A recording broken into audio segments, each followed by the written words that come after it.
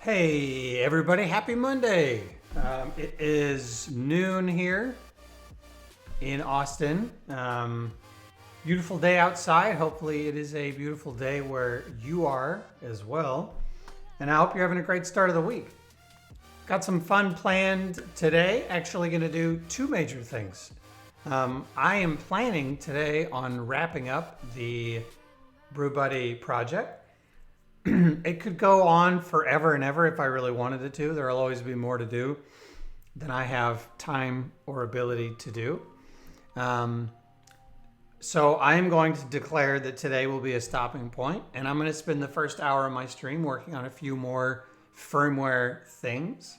And then I'm going to move on to a new project in the second half of the stream today. So that should take us through the 2 hours, the 2 hour block that we have. So that's the plan, and hopefully it'll be good fun. So let's start with Brew Buddy and specifically talk through Electric I/O. If you were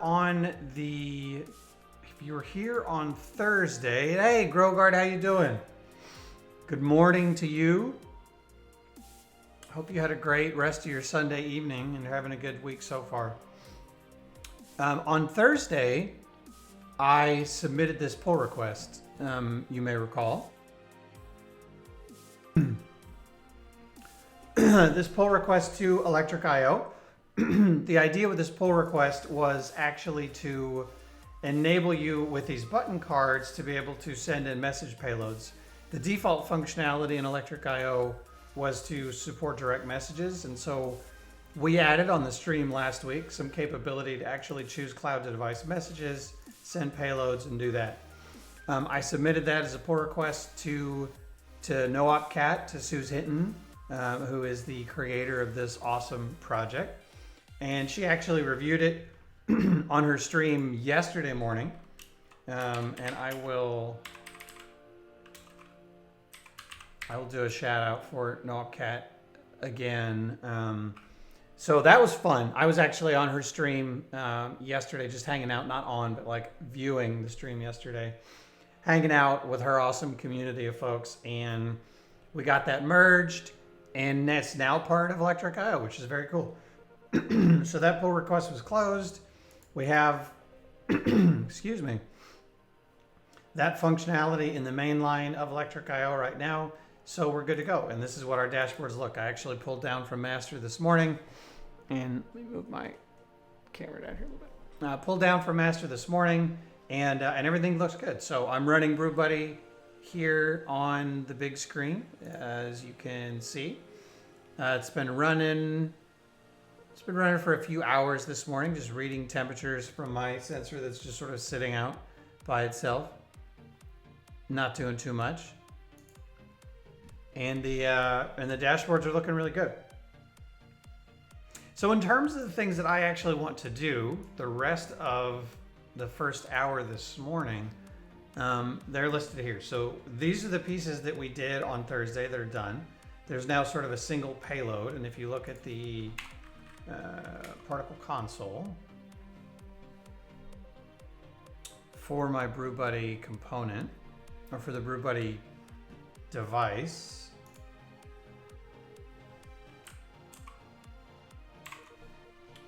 let's see. We'll call check temp on there.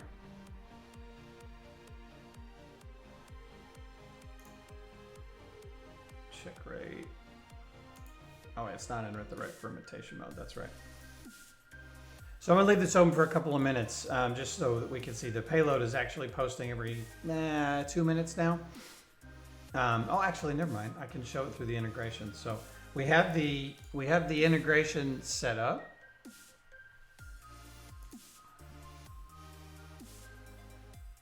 Through Azure IoT Hub, the integration is set up here, and the way that ends up looking like this: temperature, fermentation rate, and battery charge that are going across every time, and that's all working great.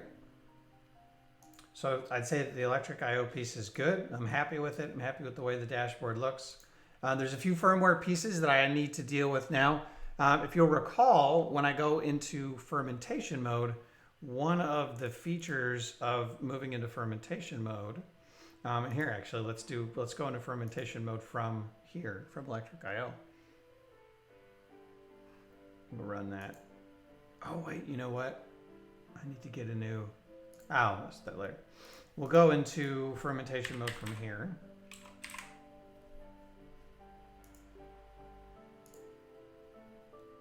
There's what the payload looks like. But now let's actually go into ferment.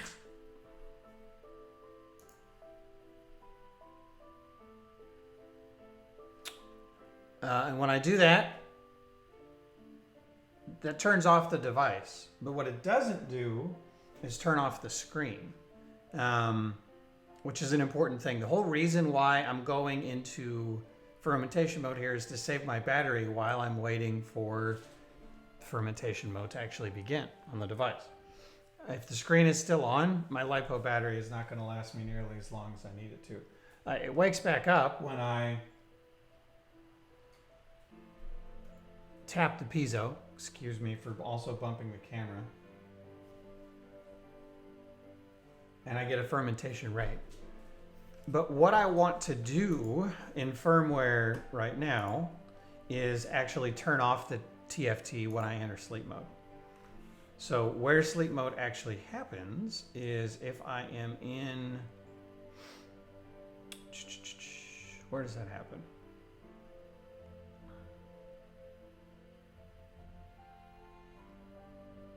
Okay, so this is in my loop.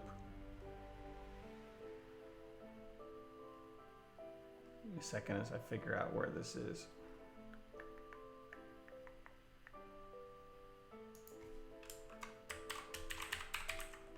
There it is.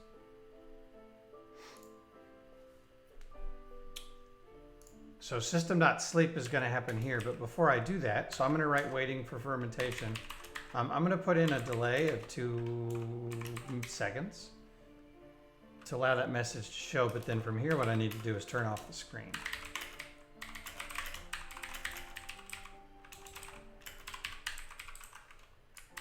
And that should be possible.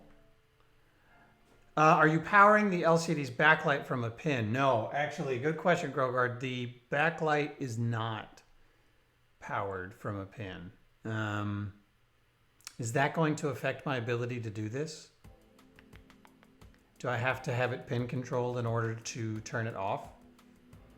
Because you might be giving me another excuse to... Hey, Bug Bicho, thank you so much for the follow. I appreciate it. That's awesome. Welcome in. Thanks for coming in, hanging out. We're working on some device firmware today. I really do appreciate the follow. And feel free to jump into chat and say hello. We are a kind bunch of ne'er-do-wells here that love to just hang out and talk about hardware, software, firmware.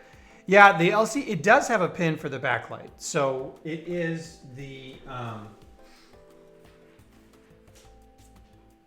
it's the very last pin on the breakout. It is not currently wired. So, I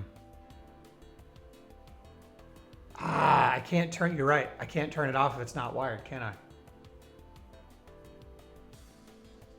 I smell a bodge in the making. We might be bodging something today. Which would be kind of fun, wouldn't it? Yeah, there is. So Grogard, this Adafruit IL9341. That's the one. That's the one.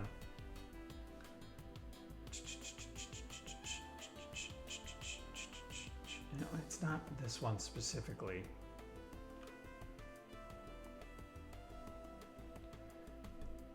It shouldn't be an issue. Here we go. No, it's not the 2.8 TFT touch shield. Here. TFT 1. The 2.2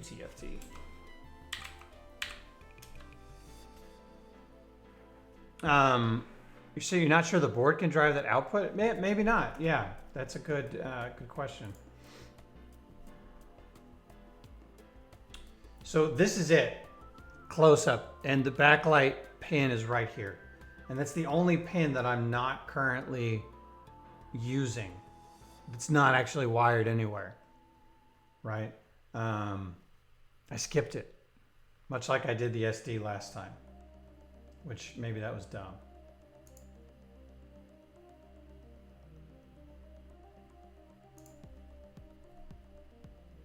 So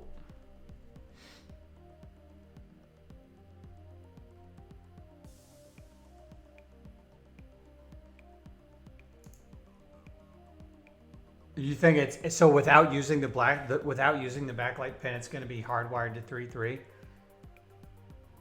which means I do need to bodge something into that in order to make that work, wouldn't I?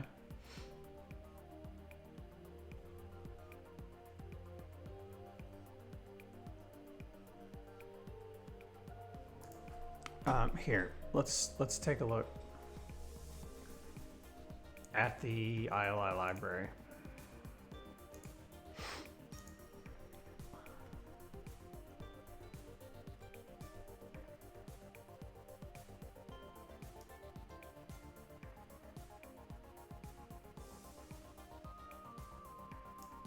There isn't any.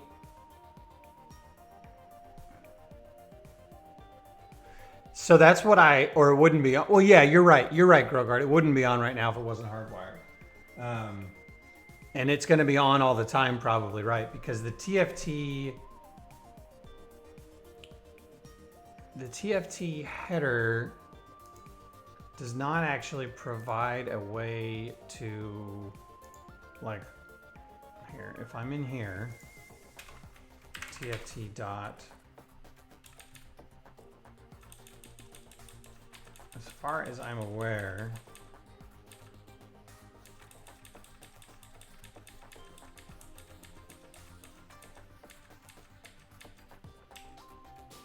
yeah, there's not a public method for turning this off.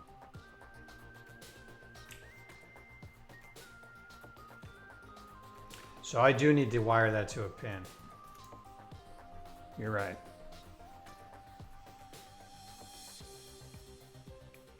I'm not going to need to cut a trace.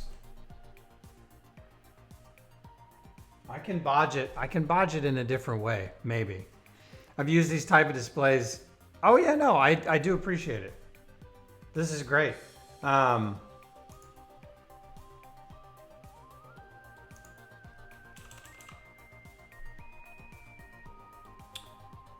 So yeah, so the way that I'm gonna need to do this is, hey Frackberg, happy Monday. How are you? Hope you're doing well. How was your 5 a.m. wake up?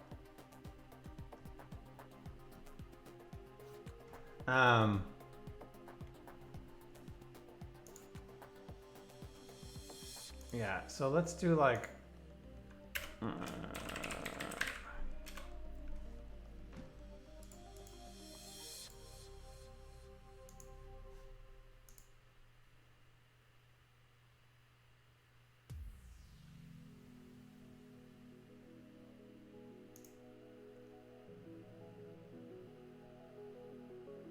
so you're talking about,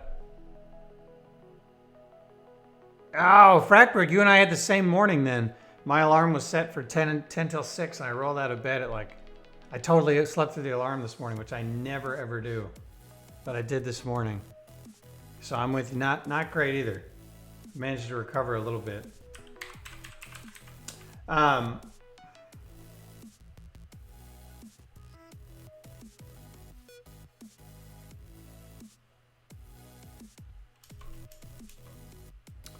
So Grogard, you're saying that there should be some cuttable traces actually on the back of the TFT, of the breakout. Let's look. And there are. Oh wait, I do have the backlight wired up. What now? Oh, you know what I did?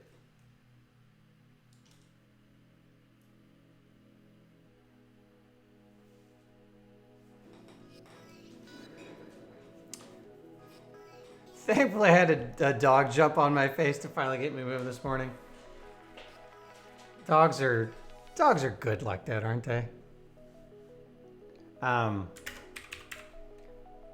Let's open up Eagle. We haven't done that in a couple of weeks. What display is this? So this is, it is an Adafruit 2.2 inch TFT breakout. That's what this one is. And I was looking at the backlight.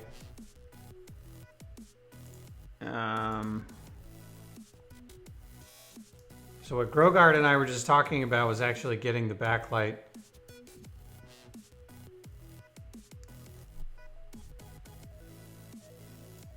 Yeah, look. So pin 10 is the TFT. Or sorry, it's the backlight on the TFT. Hey, the Michael Jolly, how are you? Happy Monday. Hope you had a good weekend.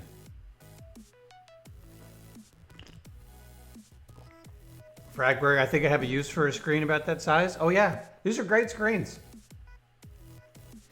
I have a couple. I have used a couple. They're pretty nice. So yeah, so this is the backlight, and I finally. Oh, you're over the head cold. Good. I'm glad to hear that. So that's good. Hey, morning.commie. Hey, Siva. Welcome in. Hope y'all are having a great Monday so far. So we are, for those of y'all that just came in, I did recap briefly that all the electric I/O stuff is working. I did manage to get the pull request that we created on Thursday. Sue's actually merged in her stream yesterday, which was a lot of fun. It's awesome. For those of y'all that had a chance to be on her Sunday stream, it's always a chill, fun time. So I was able to be there for a little bit of that. Got that incorporated. So our dashboards are great, are good to go. And now what I wanted to do today is two things. I wanted to spend the first hour or the next 45 minutes trying to cover a couple of these small little bugs. Small little bugs. But it is time today to be done with Brew Buddy. For now anyway. But I want to finish it in the first hour today and then spend the second hour on a new project. A brand new project that's actually related to this. Oh man, this thing on the wall behind me and a Twitch bot. That's what we're going to do in the second hour. And so where I am right now is realizing that I wanted to, for fermentation, actually turn off the TFT screen to save battery. Because right now it sort of says, hey, waiting for fermentation. The device goes to sleep, but there's still 3 volts going to the display and it's still on. We were chatting about this just now, and I realized with Grogard's help here that the backlight is actually not, I didn't bring the backlight pin into the board for the PCB. Which means we're going to need to bodge it, which could be kind of fun. However, Grogard, I don't want to go down that path if you're thinking that's not going to work. My plan at this point, so you'll see, I'm bringing pin 10 into the board. There's just not a trace anywhere. So what I was planning on doing as a cheat was, see if I have a GPIO here. I have 11. What's GPIO 11?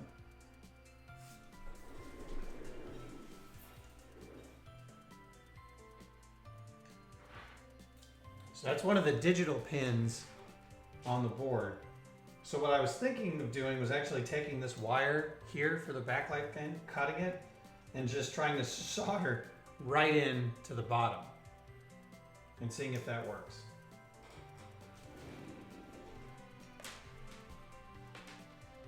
However, I'm not really set up to do that right now. You can cut the current 3.3 that's going to the backlight. Oh, I see. Okay, I'm with you now. Sorry, I'm being dense on a Monday morning. So what you're saying is, if I continue to power it from the 3v3 that's coming from the argon, it's going to stay on. But if I try to power it from a pin to the board, that's where I need That's where I need 30 milliamps. And let's check the data sheet for the argon. Because I can't remember if I get 30 milliamps out of these.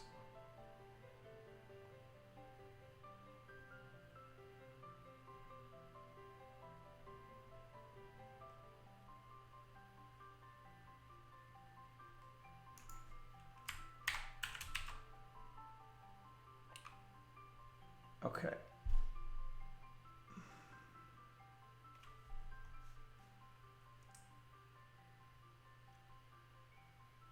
Out of any of the GPIOs is what I'm looking at specifically.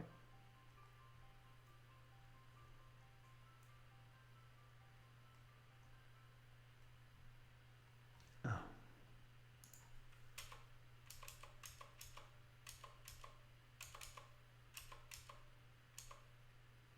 I can't remember what the draw is on all these. You can cut the current. Yeah. So a resistor in line might help. It'll be dimmer. Yeah. So, okay, Grogard, this is where my saner self says cut and run. Don't try to do this on the stream. So I'm not going to try to do this on the stream. I want to do it, but maybe we'll, oh man. See, this is why you have to sort of just declare things done at a certain point. However, that's kind of an important feature. So instead of doing this today, I'm going to move this one down. I still want to do that, but it's going to require a little bit. It's fun to see how my second cam is adjusted. Is it still doing it? Ah! What's funny is right now in my headphones, it sounds like it's doing it to the beat of the music. It's like a heartbeat. Oh, it's annoying. Why? Maybe it's because it's too far up. Or too close. I don't know.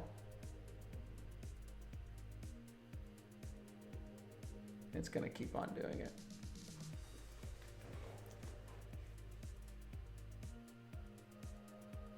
All right, that's slightly better. Okay. So then let's move on. What I'm going to do instead is check my battery state logic.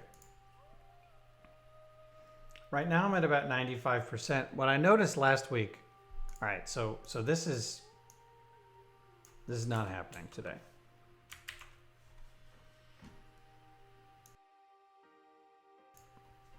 Not on stream, because I really, really don't want to let myself get buried in that. My battery charge is about 95% right now. What I was noticing the other day is that it didn't seem to really ever go under 71%, which I know is not the case. Like I was running on a LiPo way longer than it should have stayed at a single percentage reading. And so I think I have a bug in my battery state logic. So I am going to mess with that.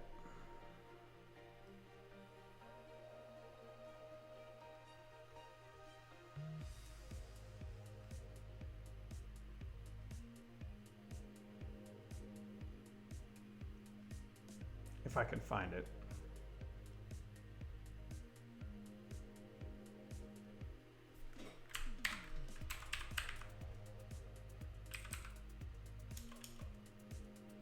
Okay, get bat percentage. Oh, why did I uncomment this?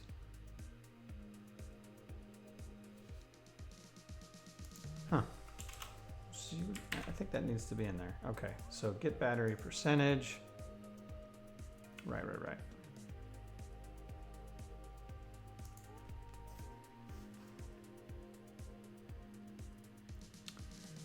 So,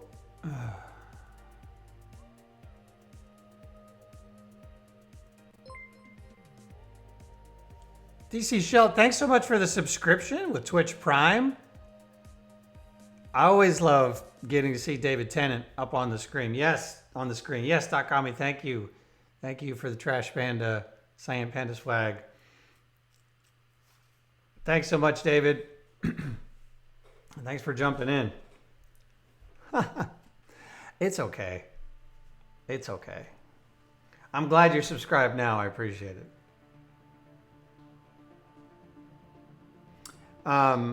Okay, so here's my logic. So I'm reading from the battery pin, and again, this is coming straight from, shut these down.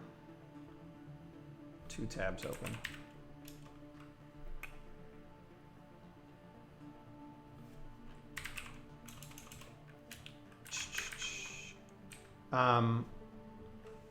Simple voltage divider here in the argon.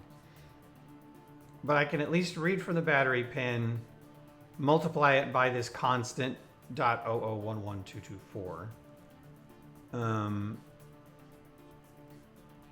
So and that gives me a value that's read by the ADC. I'm going to do a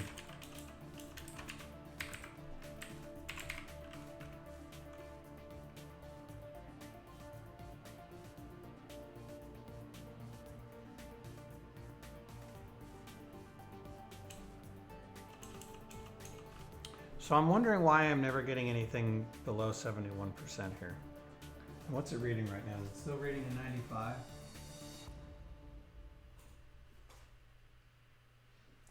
I don't know.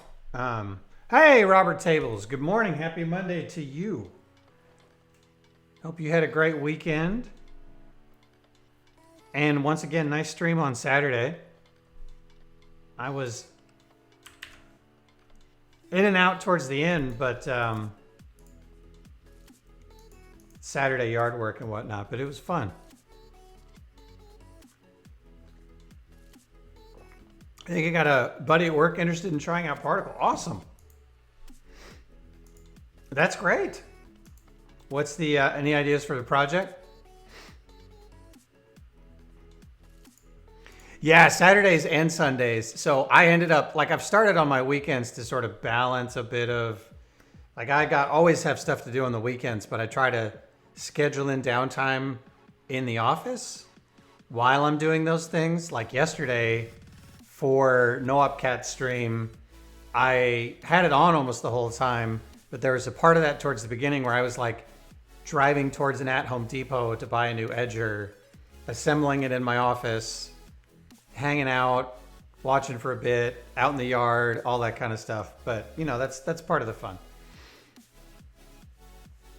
Introducing Apple Card. Oh, am I competing with the Apple event today? My gosh, I didn't even think about that. I haven't watched an Apple event forever. Well, .com, keep us updated then. And what the heck is Apple Card? I'm not pulling up any browser tabs on this. So I'm just gonna have to rely on you, .com, to tell us what's up.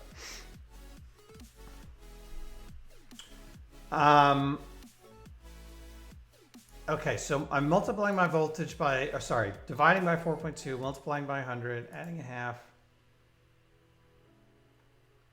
I really want to, troubleshoot this a little bit. So let's do a particle publish and let's just get the actual voltage submitted. No firm ideas yet, but a few float around. Awesome. Well, you know how to find me if you ever need any help or suggestions or ideas or anything like that. Okay. What did I do with my flashing cable? Did it fall? Oh, it did.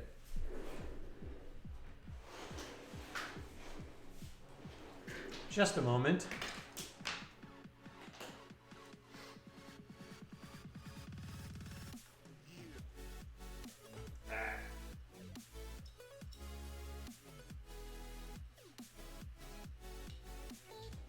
I know that I'm in this sort of hacky state with flashing.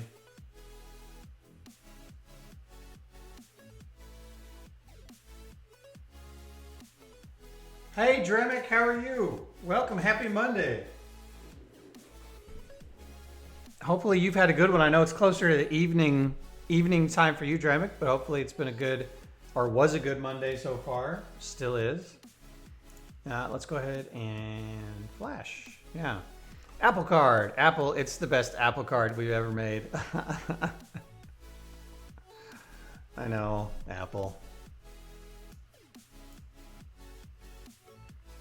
Error. There's no firmware error. You liar. All right, there it is. What did I do? Oh yeah, this has to be a string. Oh, compilers. All right, flash it again.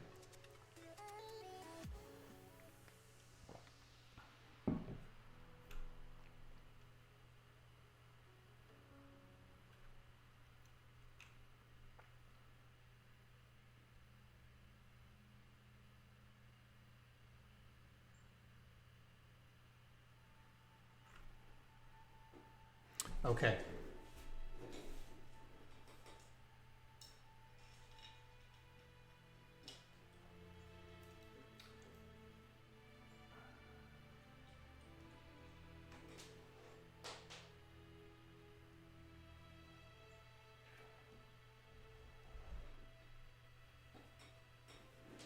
All right, so now I want to get what I should be getting whenever I come back online.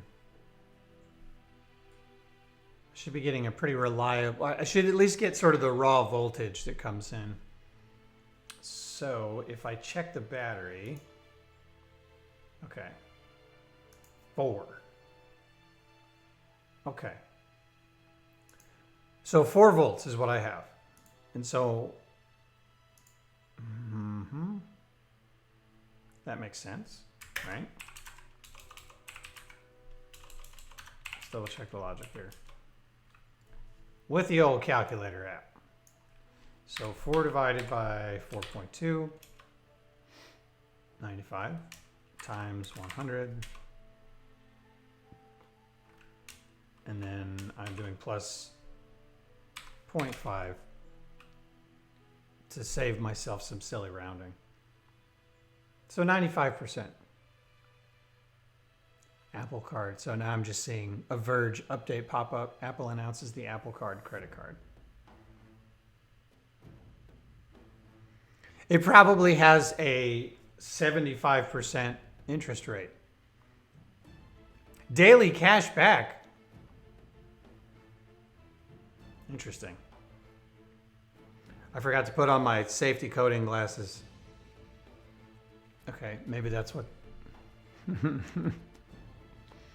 75% interest rate and a 5% cash. Apple Pay and PayFriends integration. Interesting.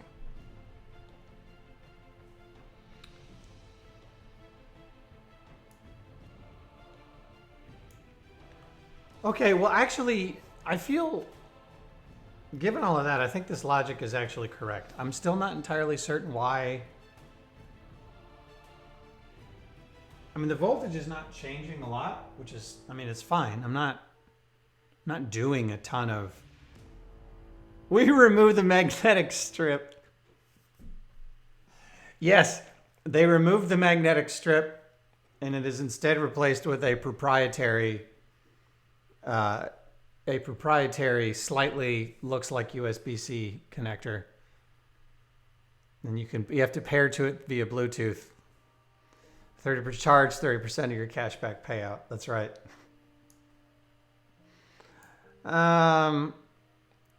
Yeah, so Grogart, it is right, this particular one is 2,000 milliamps. You need a dongle for it. That's right. So this is a 2,000 milliamp battery. I'll drain the battery more if I go into brew mode, because I'm updating the display every second on that. It needs a new pocket. That's right.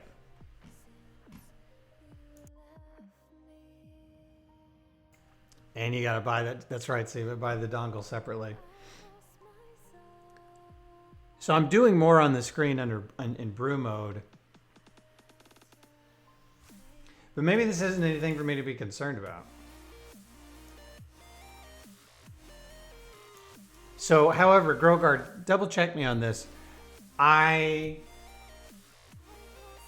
started running this under brew mode like 3 hours ago. And it reported 95% this morning. I mean, I'm rounding here, right? It reported 95% this morning, and now 3 hours later, and it's been mostly powered up this entire time. It's been running 95%.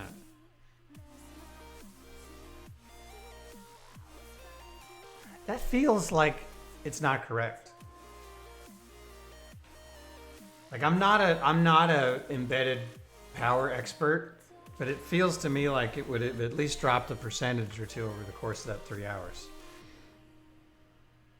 It will run for a really long time on that battery? All right, well then I need to just trust that everything's fine.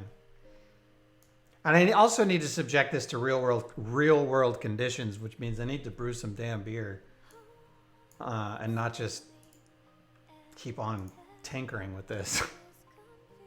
That's the problem. That's why in 24 minutes I'm done with Brew Buddy for now when we're moving on to another project, because it's time. So I'm closing this one. We're gonna say I've double checked it, and we're gonna say it's fine. No fix. No fix. I do, however, know that my math on fermentation is raw on. So that's the next thing I want to check. And then this other stuff I'll worry about another time. So I'm gonna pull this out.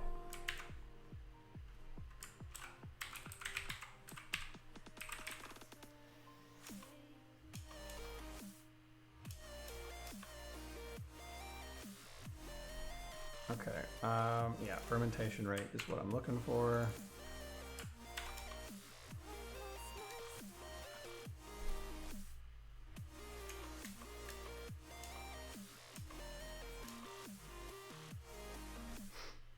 Yeah, okay.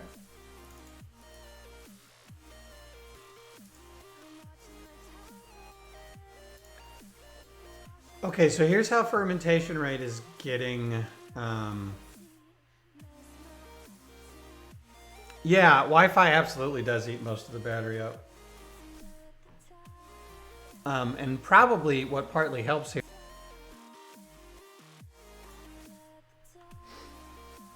Drop to 200 milliamps on a transmission. Yeah. I'm only doing posts to the particle cloud every 2 minutes. So even though the screen is refreshing a lot and it's reading the temperature constantly, I'm not doing cloud publishes a lot. And that's probably why it's gotten, the battery is sticking around longer, because I'm not having to worry about that as much. So getting the fermentation rate, so here's what happens. Let's, anytime that I'm in fermentation mode and I get a knock on, not on that. I'm so sorry. I'm going to keep on. I need to move that camera. I thought yesterday this was a better position, but it's killing me. Or maybe messing with y'all because it's just messing around. Okay. So if I switch, let me switch back into fermentation mode. Yeah, it's great. Having the Wi-Fi in sleep as long as possible is ideal if you want the most battery life. Yeah, which is part of what I was getting at with fermentation mode, putting this thing to sleep. Because right now it's off, with the exception of 3.3 going to the screen, like we talked about. I'm not messing with right now. It's just waiting for fermentation mode to trigger back to life. So what happens now at this point, now that I'm in fermentation mode, is every loop through, it's checking a knock. It's reading from this analog, from the knock pin. And when I tap on it, I am placing basically the rate, the current millis minus the last knock time in an array.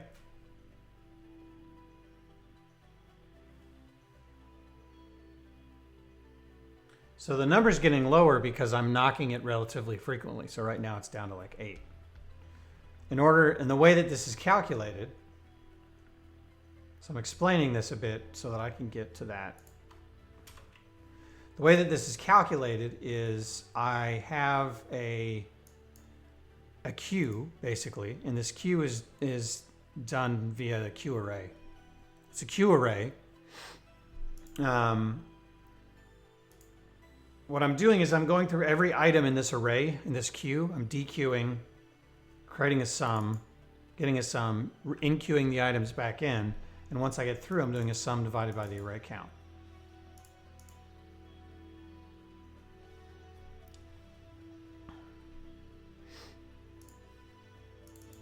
Which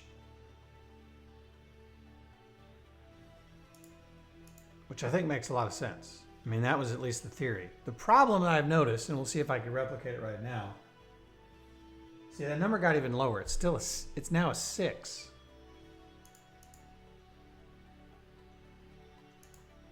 So here's what I want to do.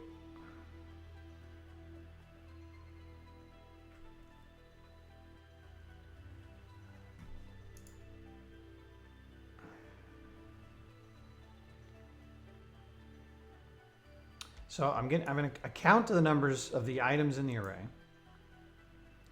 From going from the first item, I'm dequeuing it to get the current value, adding that to the current sum,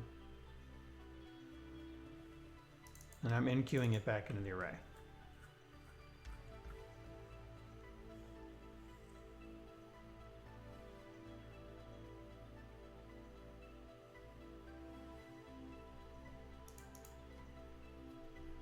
And I'm getting a, fermentation rate 6312.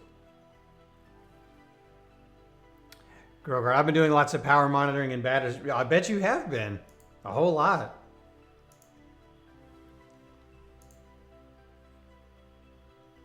Okay. If anything boneheaded stands out to you all, please feel free to point it out. Because I'm reading this right now and it makes sense. The logic there, I think, is sound. However, again, it's been a little while. Oh, now the number's gone up. Maybe I just waited longer this time. And that's what I expect. If there's longer breaks, I expect to see that number go up. If there's shorter breaks, it should go down, right? So now it's a 0, though. What the shit? Excuse me. Half my keyboard style. Oh, Frackbird. Which half? The good half or the bad half? That's no fun.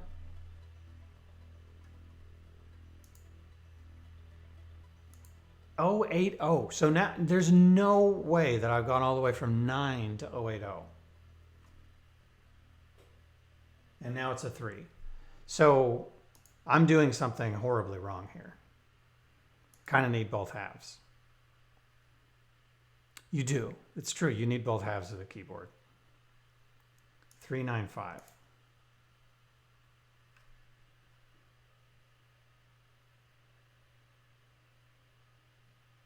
6 now.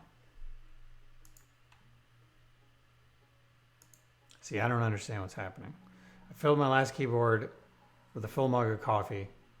It somehow still works. Oh, golly. That's an impressive keyboard, Grogard. It's not an Apple keyboard.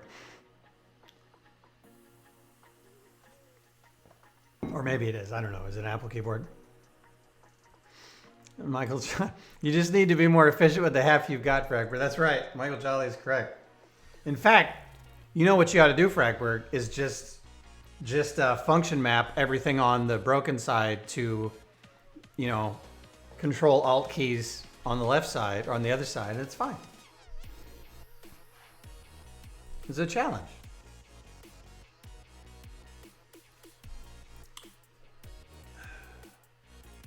Four.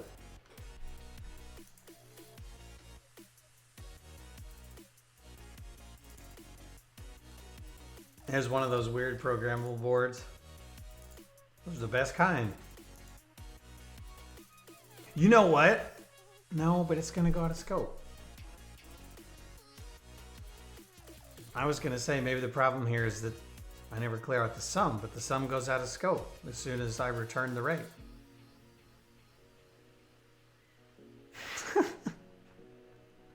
Michael Jolly, that's pretty funny.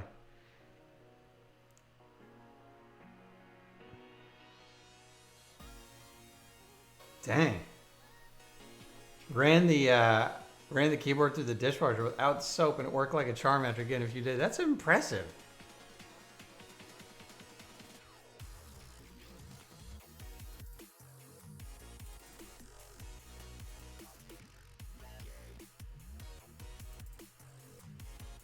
I have never heard of that dishwasher trick, but I like it.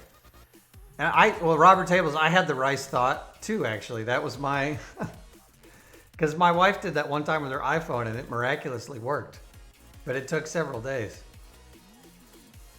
That's crazy.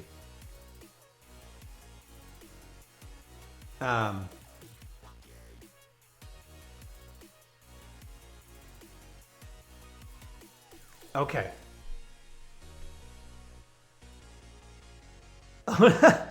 See, Michael Jolly, that would be my attitude. I would tell my wife, it's really, I mean, what else can I do? I gotta get a new computer. It's just, keyboard's totally disconnected, but I need it. They work together. They're a matched pair. They're a matched set.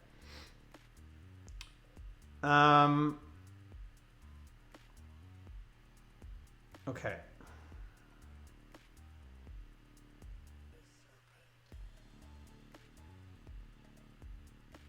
Is there a chance that I am... It's soda and a laptop keyboard. Oh! Yeah, that's bad. Oh! That stinks.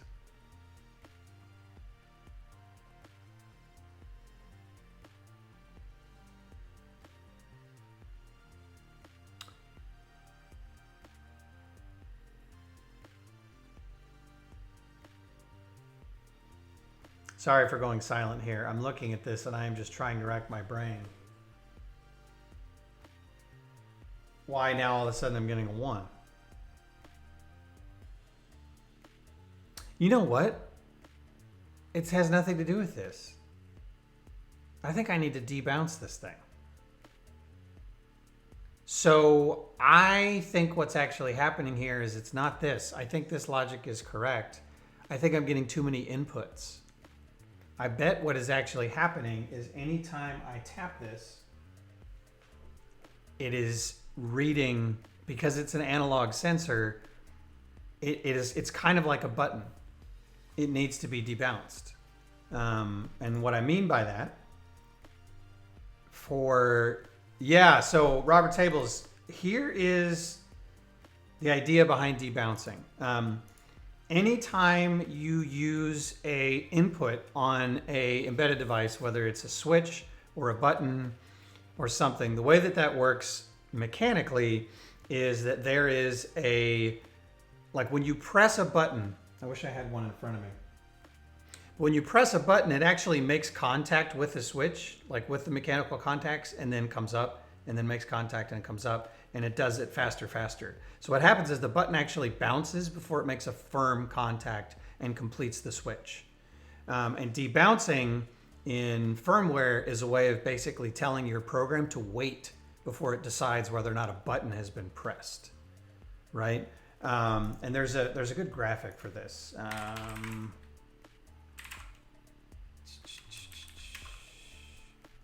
Where did I find it? There was a nice graphic for this I found recently. Maybe Adafruit actually has a good one. Yeah, Grogard, I think that maybe I ran into that on Arduino with a button and never really figured it out.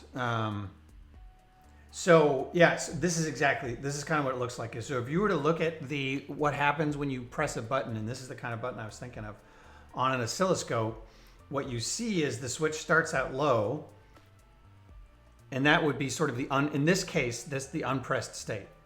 And then when you press it, it actually bounces up and down for a little bit. In this case, it's showing only like 1 millisecond. So it's super, super fast before finally settling on pressed or high in this case. And analog inputs tend to work like this. So I think what's actually happening with my disc here with the piezo is, if you look at it this way, every one of these things is going to end up in my array, in my queue, because it's going to read that voltage and it's going to pull it in. multiple times. I think that's what's happening. So a debounce library actually makes it easier for me to wait for that until the switch settles on the state that I want it to, right? And so there actually is a good library for this. It's just called debounce. I don't know if that, tell me if that makes sense, Frackberg. And Grogard and others that y'all have done this many, many times. Feel free to add if I'm explaining it poorly. So the way that the debounce library works, if you look at this example, is I'm attaching my debouncer to an input and basically saying this pin, I'm going to debounce it. I'm only going to wait like 20 milliseconds, but that's a whole lot of time in microcontroller world for a contact to jiggle up and down before it's actually properly connected. And so when you actually do the read, yeah, but this is a digital. Maybe I'm wrong though, because this is an analog. Groger, I think it's definitely worth a try. It's the only thing I can think of at this point. So whether it's sound logic or not, it seems like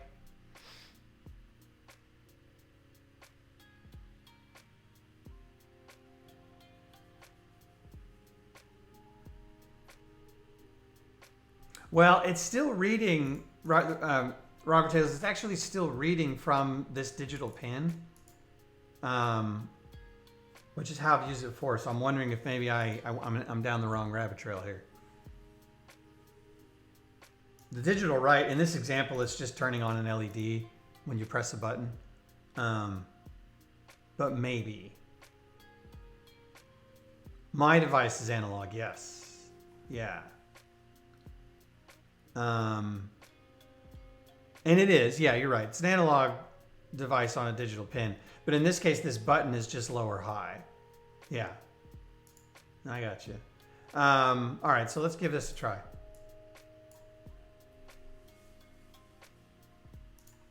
Right, because ultimately what I want to do is debounce. I want to debounce an analog read.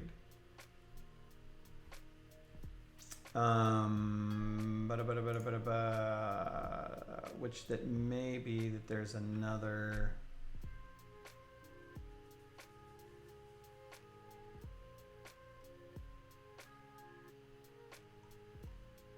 I think I'm on a rabbit trail.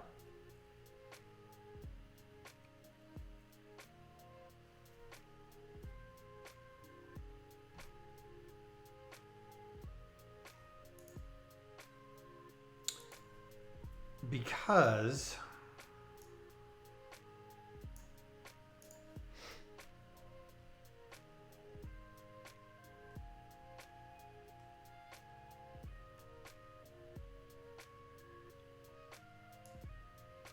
this is what I'm checking.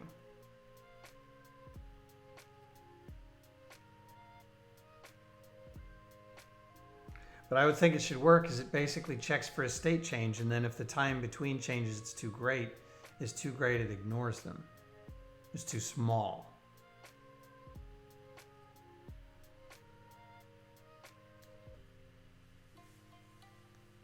And you know what, Grogard? I think you may have hinted, you may not have meant this, but I think what you're getting at is my issue here. I am sort of in the right headspace with debouncing, but I don't need to debounce here. What I need to do is filter time differences that are too small. That's what needs to happen here. Because this value is just filtering out knocks that are digital noise or analog noise. Any analog value under 6, I don't care about. It's noise in the system. But what I ultimately need to figure out is the difference between the last knock here. If it's too small. Yeah. That's the loop that runs way faster than we understand. Absolutely. It does. It does. You're right, Robert Tables. And I think because of that, the loop is going to catch multiple knocks. Or it's going to catch a single knock as multiple because of way because of how fast it moves. So I think what I need to do is, here's what I want to do. I think ultimately what I want to check for is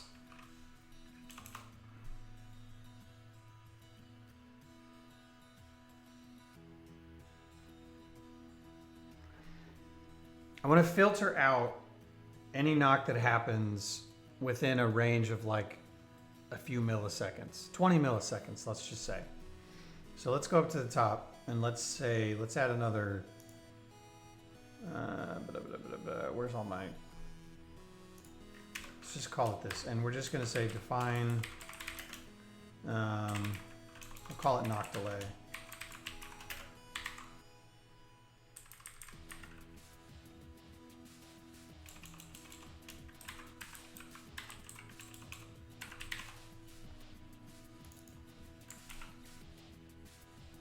So anything that comes in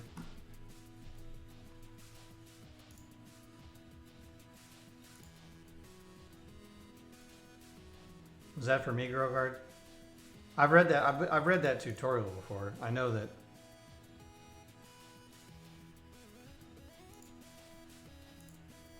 Oh, okay. This is the manual debounce, right?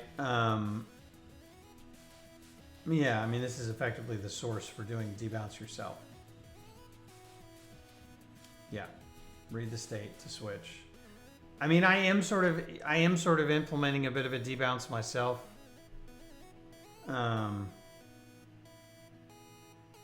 Groger, maybe you're talking to Robert Tables and not me. In which case, thank you, because yeah, that's a good resource. So here's what I want to do. So I want to do if millis minus last knock is greater than my delay, my interval. That's an else if.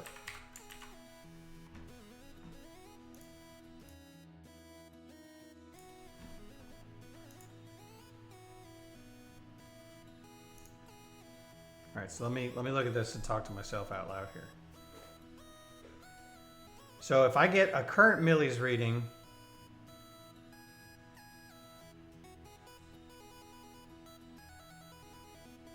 right, what this is saying basically is any knock interval that comes in that's greater than, or that's within 20 milliseconds, a really brief period, then don't even bother adding it to the array.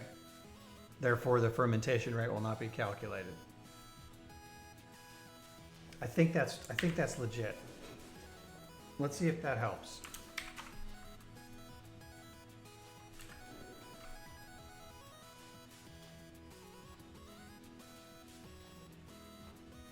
Come on.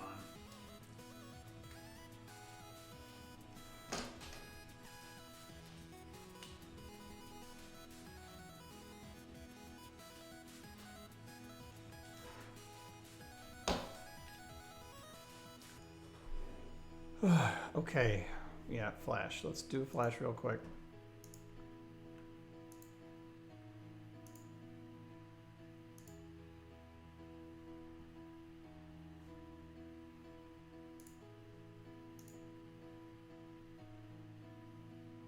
Oh, now it's come. Oh, crud. This is going to take a second because I still have the debounce library in here. That's okay.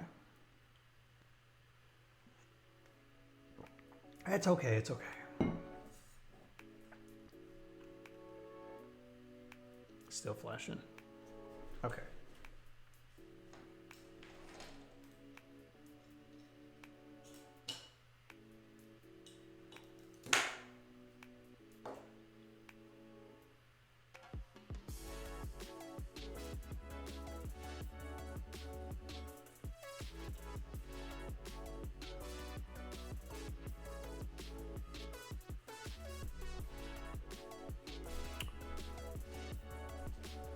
Internet's being wonky. Not sure if my last message went through. The last message I saw, Grogard, was the Arduino debounce example uses millis and similar to probably what you want. I don't know if that was the last message you sent.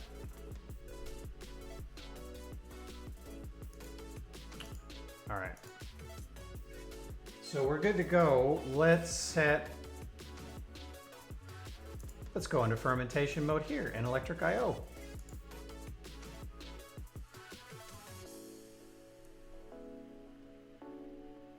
There was another, but okay.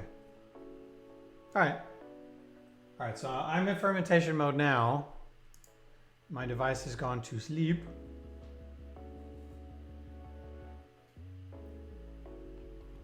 Waking it back up by just smacking it. Smack it on the side of the head. Now, if I check my fermentation rate, I shouldn't 0, right? Because I'm not getting a rate yet. 15.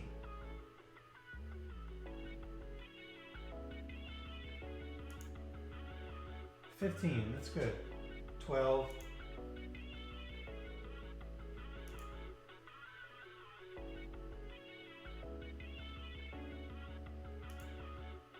Okay. Wait a few seconds. 2, 3, 4, 5, 6, 7, 8, 9, 10. 14. It's going up. 14.19. Just do a graph in here for fermentation rate. Okay. 14 still. Okay.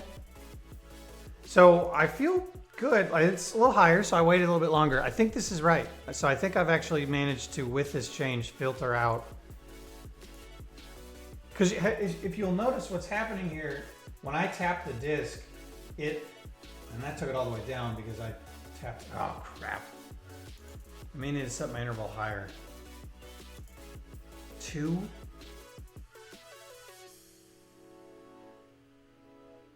Because you notice how it is kind of moving a lot.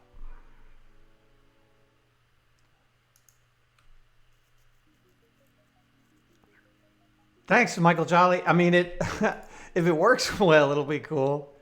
I'm gonna set my rate higher. I'm gonna set my interval up to like 50 milliseconds.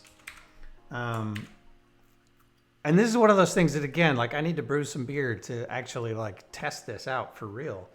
But that's a pretty, like what typically happens with the airlock on the top of the carboy is that fermentation will go. I want to read, I want to catch this speed, but not that speed because I've never experienced that before brewing beer.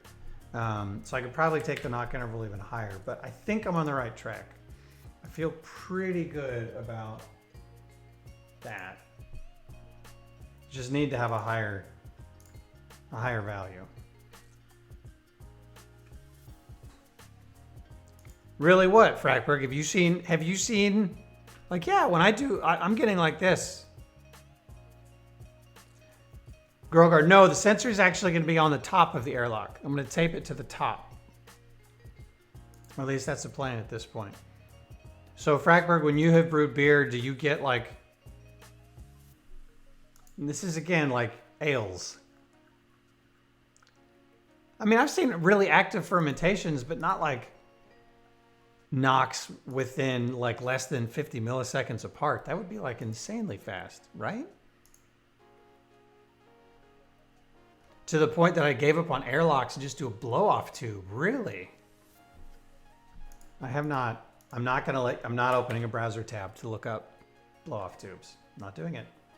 I'm not doing it.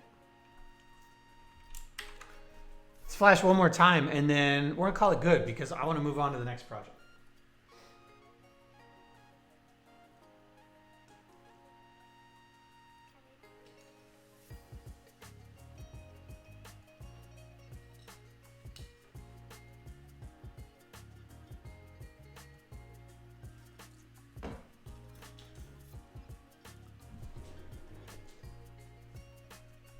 Mead, that could end badly. Yeah.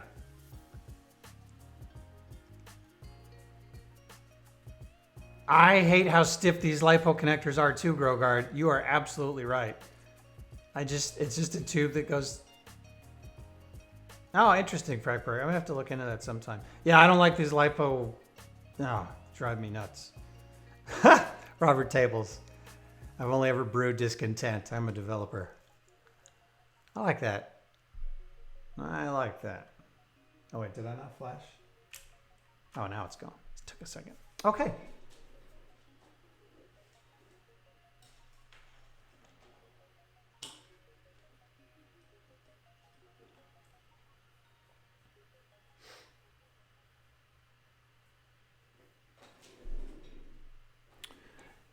In place of the airlock, I've had too many fouled airlocks due to fermentation. Maybe I just haven't brewed enough, Frackberg, that I haven't experienced a lot of that.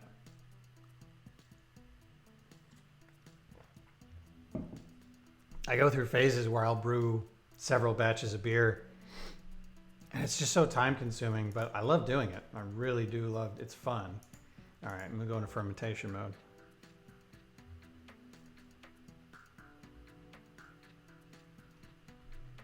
Ferment in 2 spots. I mean, I do. What do you? I mean, I'm using like around. I'm doing about 5 gallons of beer at a time. Okay, come on, wake up.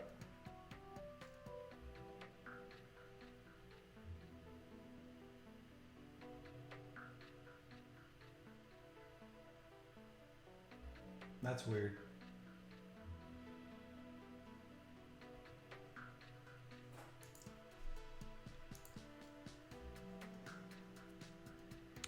Robert Tales, my dad used to brew beer. Woo boy, did that stink of our kitchen. Yeah, so I started doing the boils and all that stuff outside because I was commanded to get out of the house with it. Ferments like a... I go through cycles too, Frackberg. 3 to 4. Yeah, absolutely. Oh, Grogar, that sounds good. So mead is something I've had a good bit of it. Never made it. Never fermented it. Sounds like it would be good. All right. I'm calling this good. It's at the point where real world testing is required. So let's check this in and then move on to the next project. So no.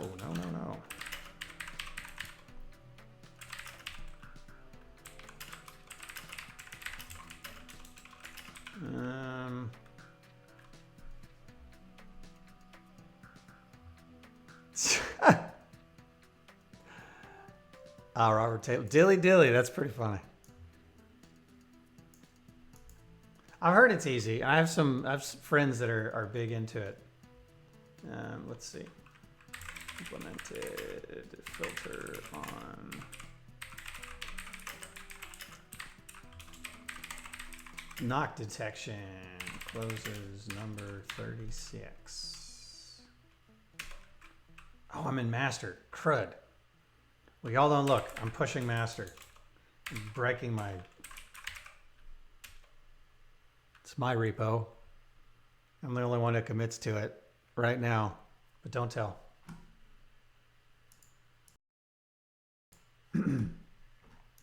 Okay. So that's going to do its Azure pipeline business to go and do the build and all that stuff. And that should be fine. I'll do another release.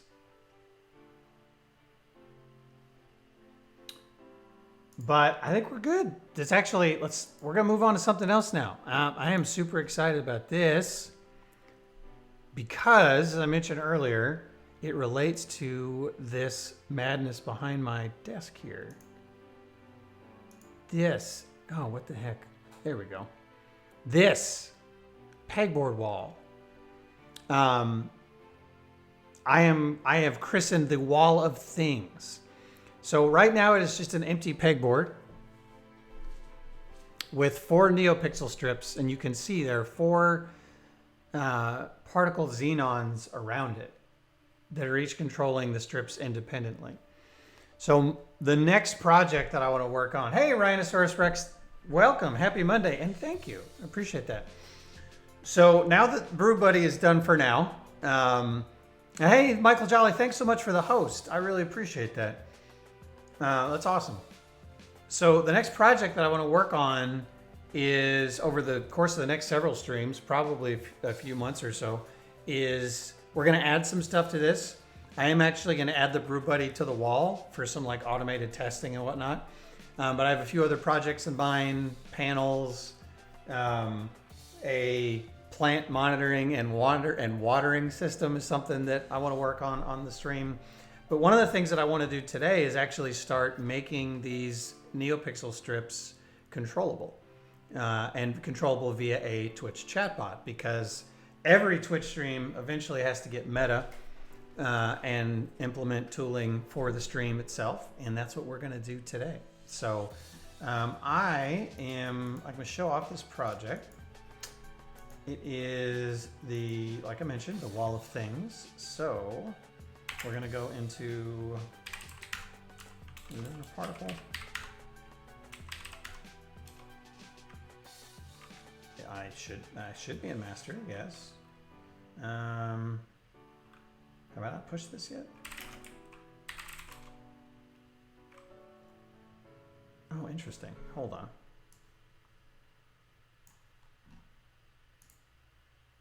So, let me go to my GitHub for this.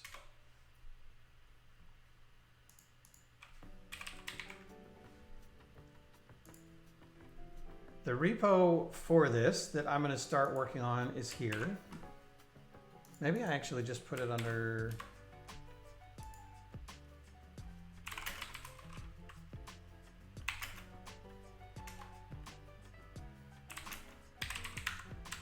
Huh.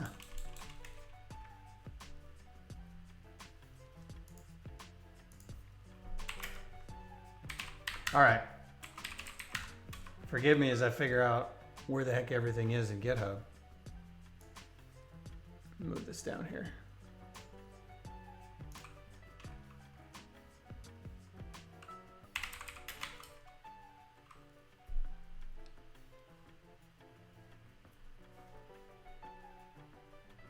All right, so I have stuff in here, and I guess I just have not pushed to origin or added origin or pushed to it at any point recently. So there's a couple of pieces here. I have firmware. In fact, let me just open those up separately. So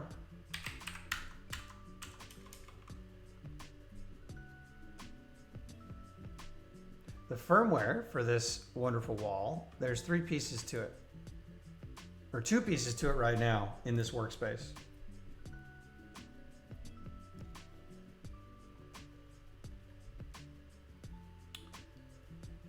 Each of the individual NeoPixel strips and then a controller. The controller app basically just does the job of dealing with mode settings and then setting animations effectively. So the way that each of these strips works is when I set the strip mode, I can set it to, hey, I am not myself. Thanks so much for the follow. I appreciate it. Welcome. Thanks for coming in and hanging out. You know what? I think that actually takes me to, that puts me at 199. So like 1 follower shy of 200, which is kind of cool. It's kind of fun. If there's somebody else watching that sort of feels like being number 200, I wouldn't stop you.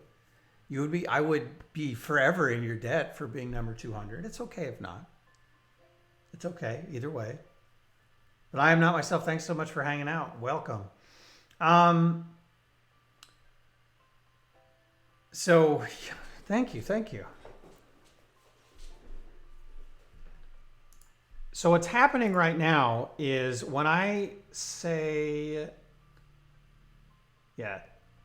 I have 2 particle functions here, one for set mode and one for chase. And set mode, basically, there's several different modes on each of the strips, and set mode just tells all the strips to do something, right? Oh, like a little gritty emote. That's awesome. I love that emote, and I loved hearing the story. Oh, sweet. B3 bot. Is number 200 a bot? Are you a bot or are you a real person? Either way, thank you. And hey, I am not myself. So is that Auth0 Bobby? Did you rename your handle? Or is that a separate, is that like a personal account?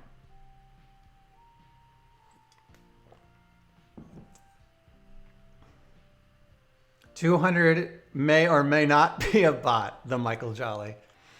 Yes, it did. Oh, cool. All right. Well, very nice. And so what the chase does is it starts the animation that you see right here. So there's actually several modes on the individual NeoPixel strips. And I have some defines that manage them separately. Rename to match your other social media accounts. That's cool. Yeah. I like the I am not myself handle. I think that's a good one. So there's a few different things to this, to the actual strips themselves that run individually. I have a Adafruit NeoPixel on my desk that there's one animation where I can actually hit these buttons on this NeoPixel. Here, I'll actually show y'all. So maybe let's I'm going to give you a little bit of a view of my desk here for a second. I'm going to turn this camera off and turn this one on. So you can kind of see, can you maybe? I can bring it closer. I have this, oh, that's not great. Is it any better? It's not. It's terrible. I have a NeoPixel, or excuse me, this Adafruit Neo Trellis. Yes, and of course a Stream Deck. There's always got to be a Stream Deck. Let me go into like big desk camera. Okay, maybe you can see that a little bit better. This is an Adafruit Neo Trellis. It actually is hooked up to a particle xenon here as well. But one of the features that I have on here is that each of these buttons is color coded differently. And there's an animation on here that will fire all of those strips, all the lights behind me, whatever color I actually press here on the Neo Trellis, which is kind of fun. It's pretty neat.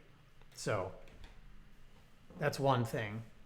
That's one feature, one animation that it does. So let me go back, turn that one off, and yeah, turn the big camera back on.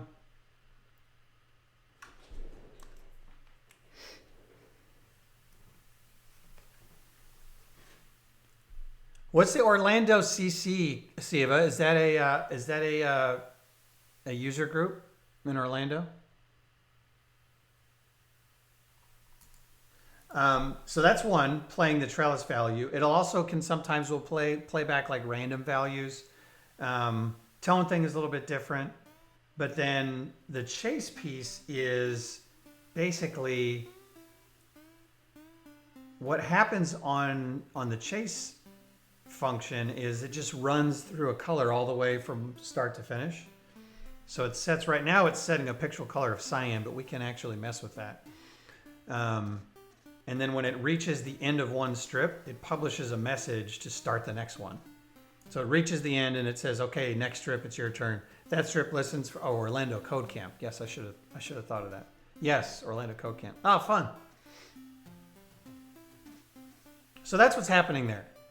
That was sort of a long prelude of introducing like how the wall actually works. The important thing, and what I wanted to mess with now, is not that functionality per se, but actually starting to build a Twitch bot that will allow the chat to control that light wall. So there's going to be a few things that we'll be able to do. This is sort of the beginning of what will be a whole lot of stuff on this wall. But what I want to do today is allow the chat to trigger the chase, and then also to set the color of the light chase that goes around, so that we can sort of change that at runtime. Robert Tables, I appreciate you sharing how some of this works, even if you explained it on previous use. Oh, thanks, Robert Tables. I appreciate that. I'm sure you get this way too. I go through these moments where as I'm saying these things, I'm like, maybe they've all tuned out because I feel like I've said this 100 times, but I try to like add as much context as I can. And also partly helps me remember what the heck it is that I'm doing. So thank you. I appreciate that. Yeah, the chat-enabled LED snake game powered by Particle. I love it. So as I was looking at chatbot stuff, there's a couple out there. There's this Twitch bot on NPM. I'm going to do a node-based chatbot basically. But it looked like if you go to the Twitch docs that TMI.js is the way to go. So that's actually what I'm going to use. Yeah, I mistakenly assumed too much knowledge from viewers. So I'm working on being better about explaining things. I think it's a tough balance. It's a tough balance for sure. I appreciate it. I think you always do a good job of explaining stuff. And I definitely try to do the same. So I'm going to use TMI.js. I think that's the way to go here. So we're going to start with creating a new, let's see here. I'm going to create a new directory here in my project, right? And we're just going to call it the Wattbot. Wattbot, Wall of Things bot, right? CD Wattbot. And npm init.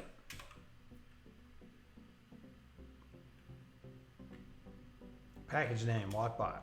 Version. Never ever start, I never ever started version 1.0. Probably don't get there fast enough either though. Go bigger. 0.01 description. A Twitch chatbot for controlling my wall of things. Sure. Sure. No. Okay, I haven't decided yet if I want to put this in a separate repo. I've been doing a bit of like the mono repo thing lately. And I was trying to do like a single repo for everything. And I haven't decided whether I like that or not. So I don't know. I'm just going to stick with it for now. And then the Git repository will just be this. I reserve the right to change it later. I don't know. Author. Me.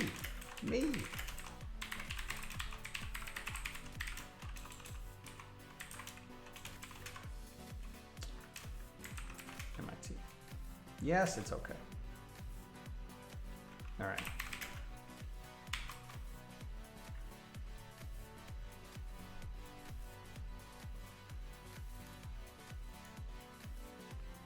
And I have my lonely little package JSON. So let's drag this over here. Twitch Play Snake, sponsored by Brandon Sandrum Sport. Hey, absolutely. That'd be really funny, and it would probably also like fry this thing. All right, so I know for a fact there's already two libraries that I'm going to need. I want TMI.js, and I do believe the way that I install that is just npm tmi.js.save.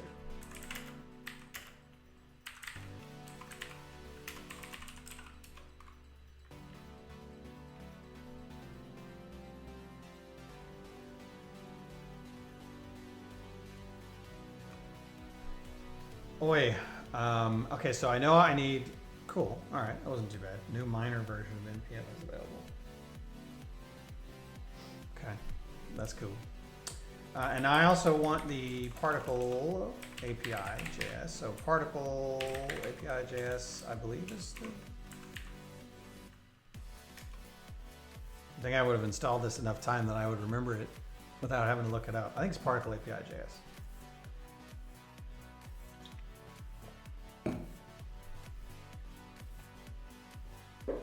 Yes. Twitch brews beer. Also a fabulous idea. This is going to start as a pretty basic app, and then we'll improve it over time. Oh, I also know that I want .env. So npm i.env.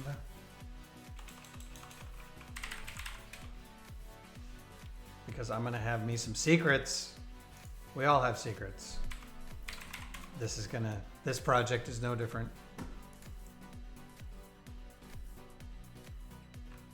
Oh, it'd lead to a hack in Twitch sings. It would. Dangerous. A dangerous Twitch sings. It's funny. Here, I'm gonna I'm gonna move. Dang it. I'm moving the camera. Oh, I need to hide. Get the desk camera out of here. No! Okay, sorry. Never mind me. Hey, KL65US, thanks so much for the follow. I appreciate it. Hope you're having a great Monday. We're here hanging out, working on building a new Twitch bot to control this wonderful pegboard wall behind me right now, at least the NeoPixel strips that are on there. So it should be fun. Feel free to say hi if you want. No worries if you don't. Thanks for watching and thanks for the follow. Is .env like the largest NPM package ever? That is right, isn't it? Isn't it .env?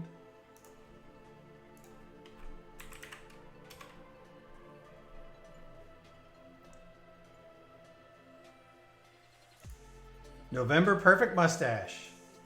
I just forget I can come to NPM all the time and get this. What you got for me, NPM? Neanderthals programming machines. Name picker malfunction. Non-deterministic polynomial munchies. Yep. Yeah. Ah. Okay.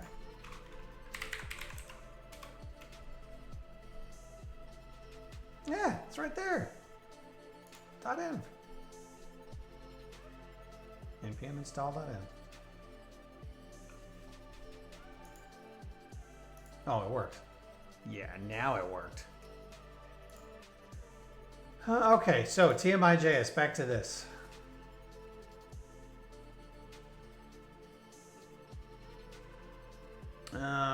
Let's look at this example. Yeah, here we go. This is what I want. If I have something like this.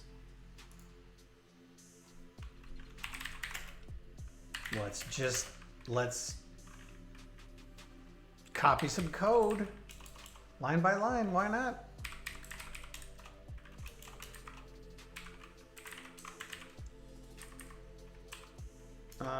So const, I know I'm gonna do const particle equals require particle API.js, single quotes, please.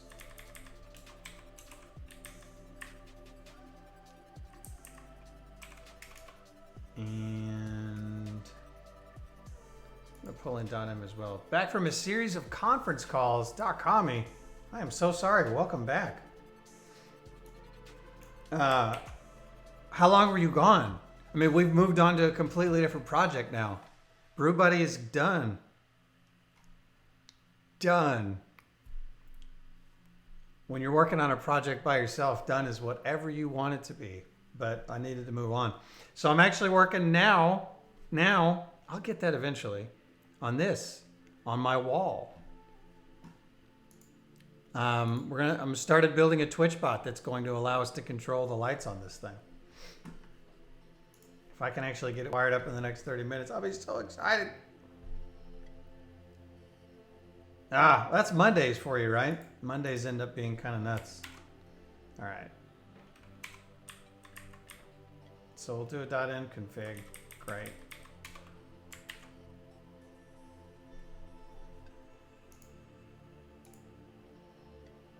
I need my configuration options. Let's go ahead and pull this in. I hope so. I hope if I get it, if it'll be cool if I can get it. What in the heck? Oh yeah, if I can get it working. All right, so I have a bot already. It is actually the same bot that uses the Twitch chat highlighter. That's the Cyan Panda bot. And yes, you are ready to highlight some code, aren't you? So, Cyan Panda bot. And it needs my OAuth token, which I'll go and get here in a second. And the channel is this one. All right, prettier. I don't know what you think you're doing, but that is not it. Okay. So let me go grab my OAuth token. Right click like. Can't remember where I get that from. Oh yeah, that's right. All right. Just a second. Going into secrets mode.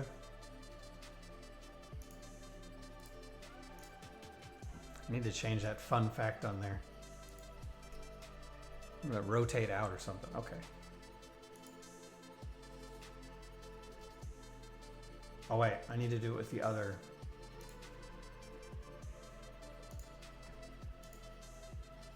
One moment.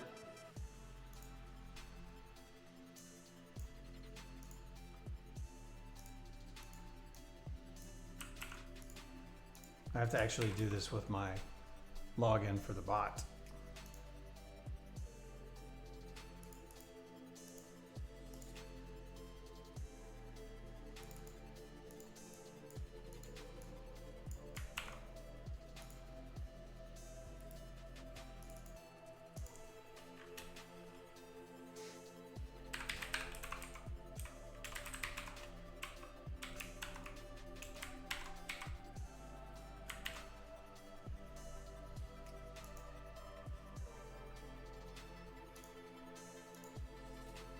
Okay, I can bring y'all back in now. There we go.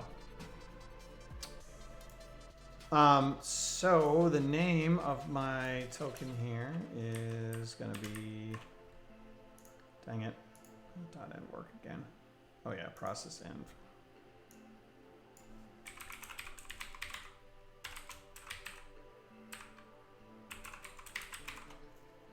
Process env Twitch token. That should be correct.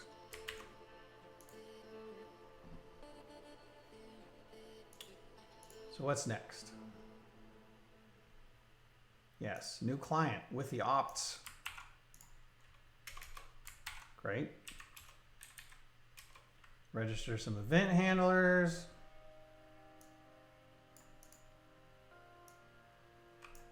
Connect to Twitch. It's all pretty straightforward so far, right? And then I'm gonna add a message handler. Yep. I see what's happening here, okay. And I'm not doing anything with the on connected handler. Oh, okay. All right, fine. I'll add the connected handler too. Oh, sure. Let's, you know what, for the sake of sanity, we'll just run the demo for the dice command. I'm sure that, whatever. See if my configuration is right. I'm gonna remove, where's my Twitch highlighter bot?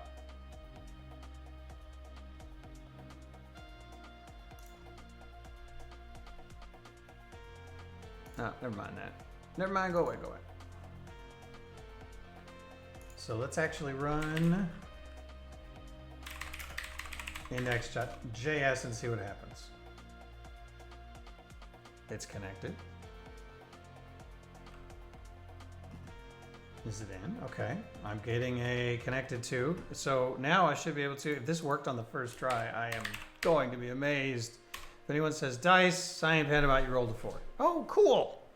That worked on the first try. Never happens to me. It really does not.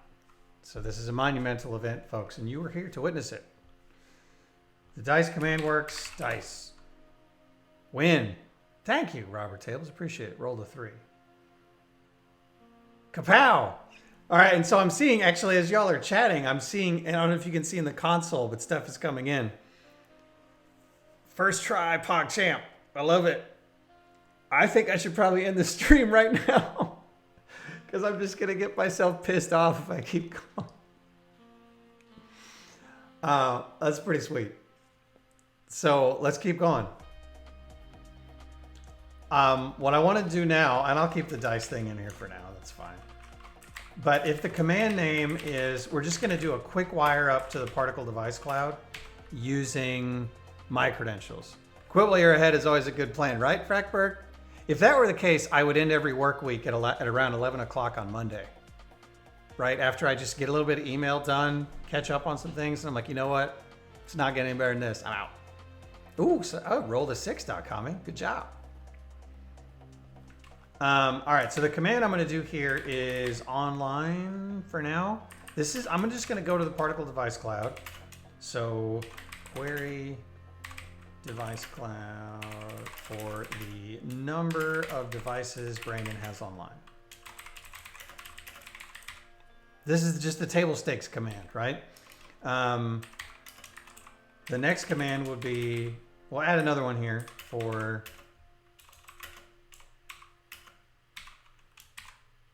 chase. And that will turn on the light chase command. And then we'll add another for, this is all just thinking out loud.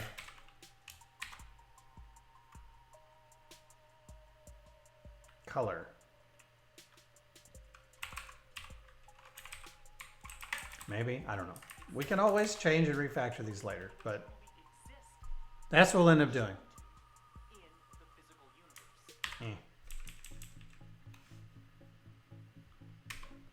Okay, so this is the piece where we need, I always have to go into the docs. Always have to go into the docs.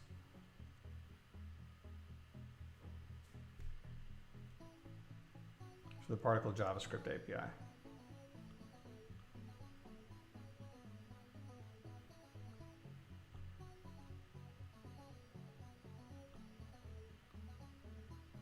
Where'd it go? JavaScript SDK. And I don't know if I said it, .com, but thank you for the kapow. I always love the kapows. Yep. Okay, yeah, particle equals new particle. Particle equals new particle. I'm gonna move. What? Sorry.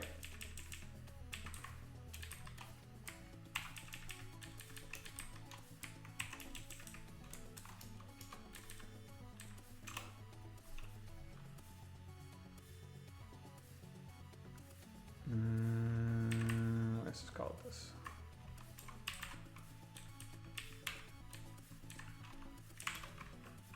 So const particle equals new particle, right? Oh yeah, that's right. Kind of lowercase.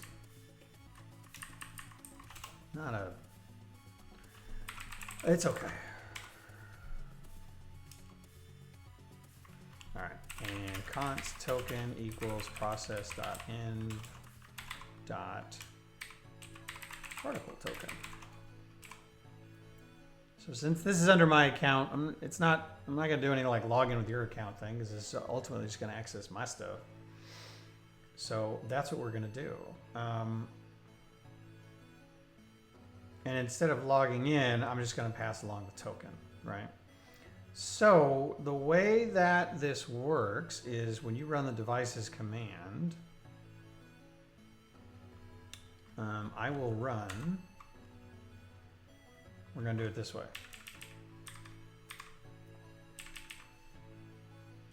Do I have to do this whole thing as a, oh, I know. We'll do this.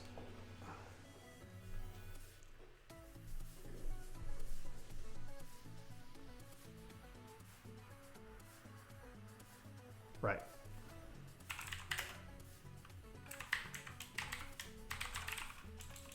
Okay. Do number of devices, and we'll just do get online devices. Right. And then I will do client.say target. Brandon has num of devices online.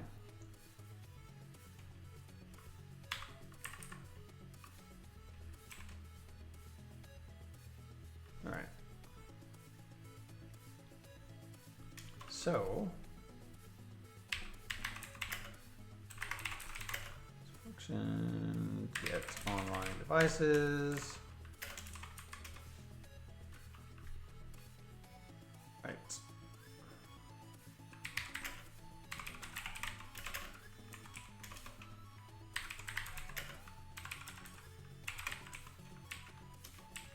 All right, so the command that I'm calling here, or the function I'm calling here is particle list devices with my OAuth token.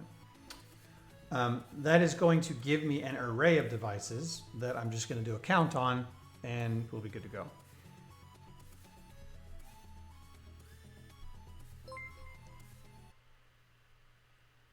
S. Schneiderbach, thanks so much for the follow. I appreciate it. That's awesome. Hopefully I pronounced your name correctly. But thanks so much. That's awesome. I appreciate you coming in today. We are writing a note app that actually controls that'll work on, well, a note app, chatbot for Twitch that'll control these lights on my wall. That was a mangled description. I'm so sorry. Ugh. That's fine.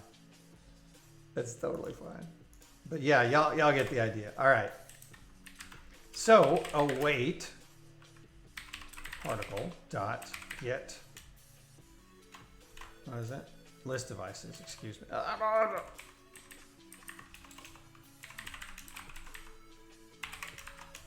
Right. Auth token. So I will have my list of devices, and I'm going to set that. Well, let's just do here.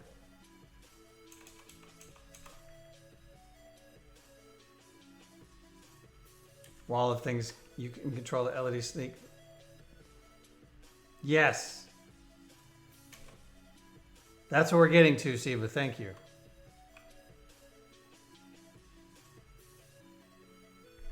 So I'm going to wait for my list of devices, but that's not what I'm going to return. So that's going to be a device list, and I will do let device count. Oh my gosh, come on, Brandon.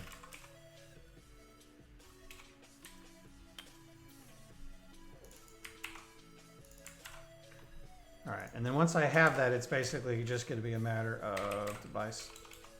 Well, let's do this. Device list. Just count, right? Right? Should be.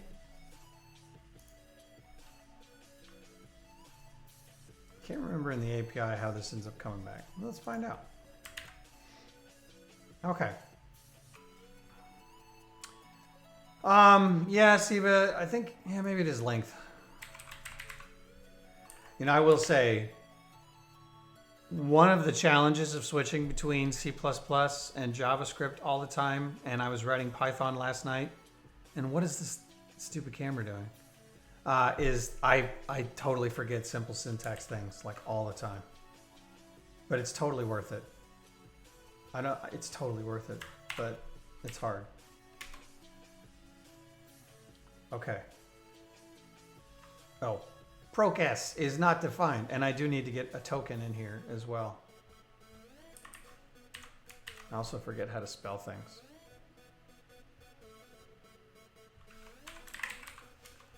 I'm gonna get a token, and I'm gonna paste it in, so, you know, secrets.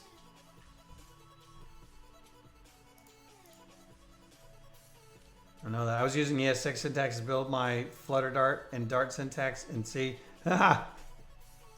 Right? And here I was actually thinking about trying to learn Go. I just make it worse for myself. But it doesn't matter. Like, who cares? Like, we all, you know, we have the tools to help ourselves, you know? Yeah. .com, nice try. That's pretty funny, .com. Oh, man. OPSEC fail of the week.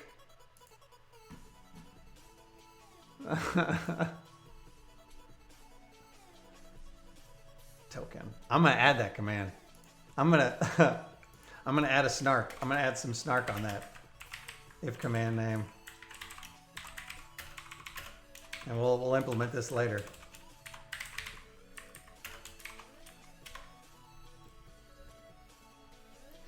All right. It was just to remind myself. Okay, so we should be good now. Let's come back over here. Connected. Sweet. So now we will say, what is it? Online. No, not that. Not that. Online. Unknown command. Oh. Thanks, Siba. There's not really... Well, you know, I guess I could move the camera over here now that I'm not really doing anything in the command line. This is the challenge. This is one of the challenges of Twitch, I think, is getting all the various screens in the right places. But thank you for letting me know. I appreciate it. So this is what I'm doing right now. Online. Unknown command. Really? If command name equals online. Y'all can see it, right? Brandon has object promise online. Yes, he does. But that doesn't make any sense because I awaited. Oh, wait. Hold on.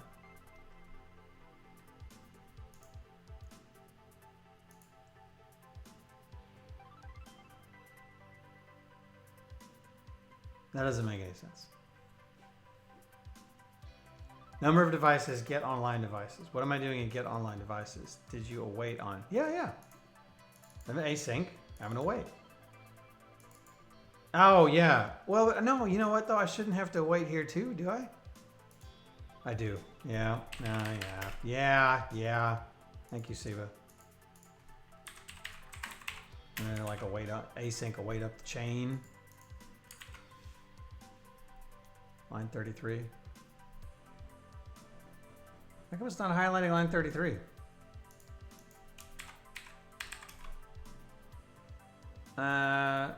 You know what? Because I'm using the same bot here, it's probably overriding the, yeah. I didn't think it would work with bot sharing. That kind of makes sense. All right, so I did add that. Let's get back online.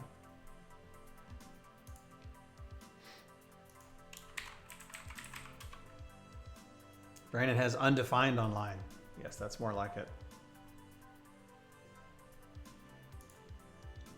That's more like it. So console.log JSON.stringify.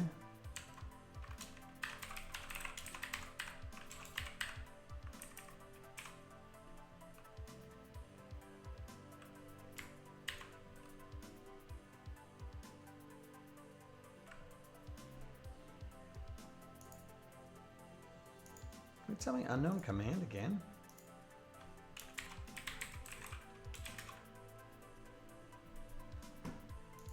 It's saying unknown command, and yet it's doing it. Okay.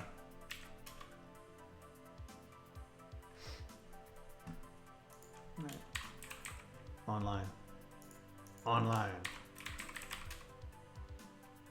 Okay. Well, the call is working.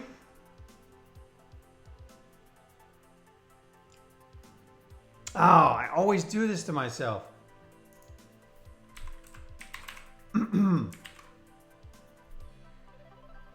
Thank the maker for console logging.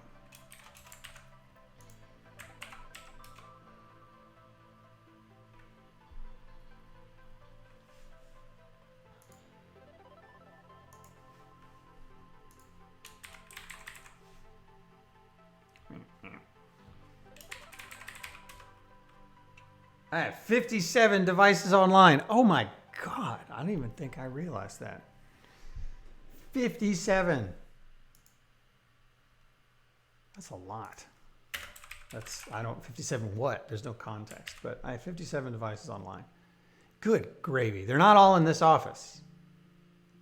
I don't think. Or are they? Oh, Frackberg. This local network here. Oh, man. Okay, cool. So here's what I want to do now. I am gonna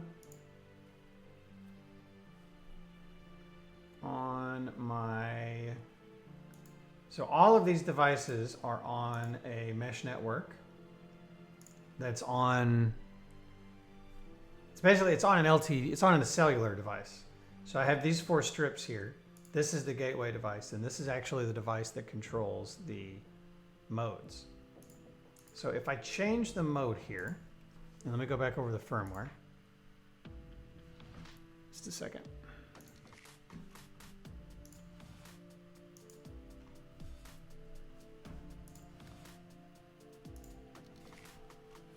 If I go back over to the, firmware,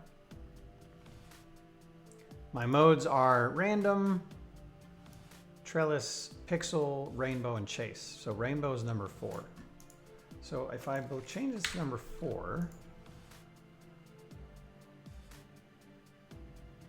yeah, so that's actually going to change the way that these work with some weird artifacts. I don't know. Are y'all seeing? I'm seeing that.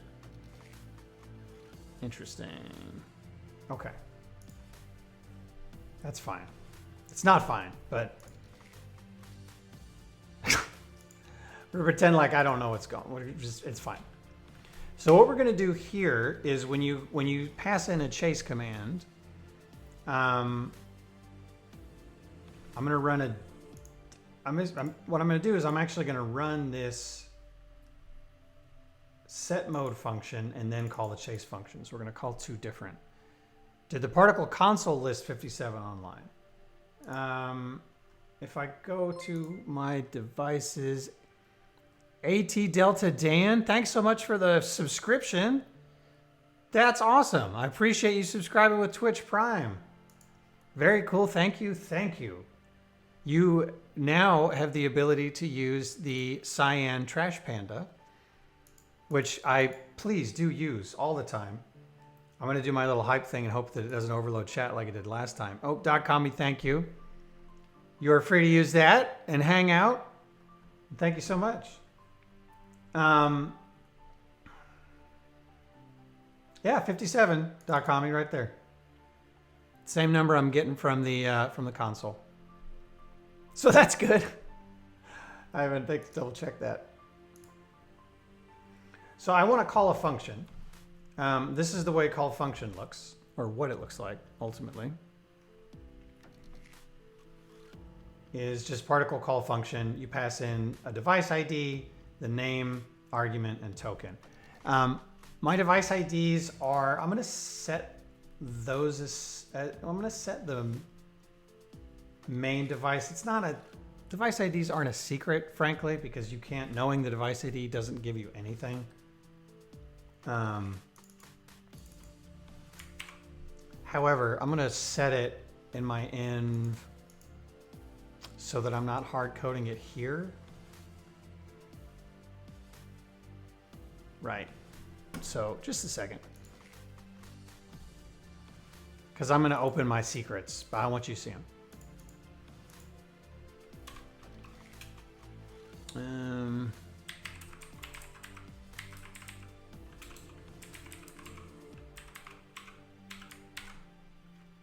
All right.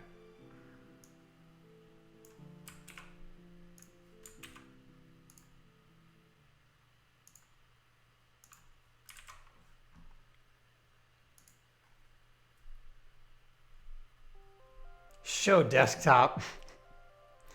.commie, Michael Jolly, y'all are hilarious. Y'all are cracking me up today.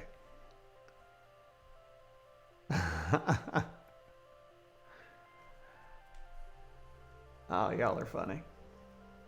OBS, go back one scene. You guys are some regular Twitch pen testers right here today. I love it. Kill 57 devices. I appreciate the good-natured desire to help secure my applications. Y'all are great. Const want controller.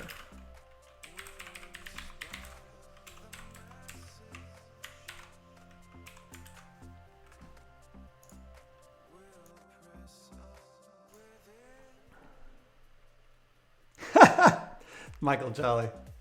That's great. Social security number. Visa card number.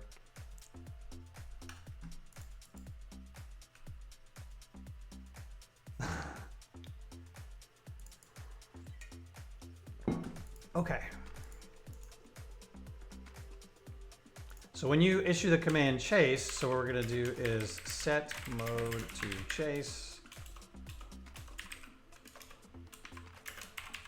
Call.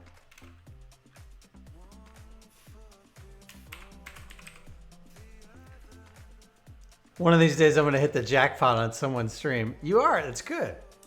Your brute force attacks eventually will work. I'm certain of it.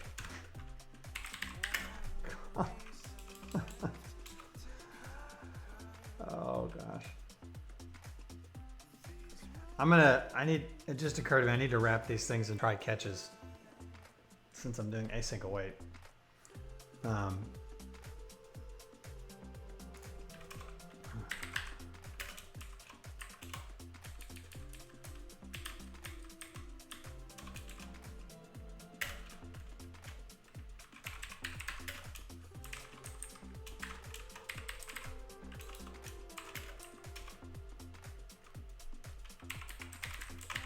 Why not? Let's just output the error.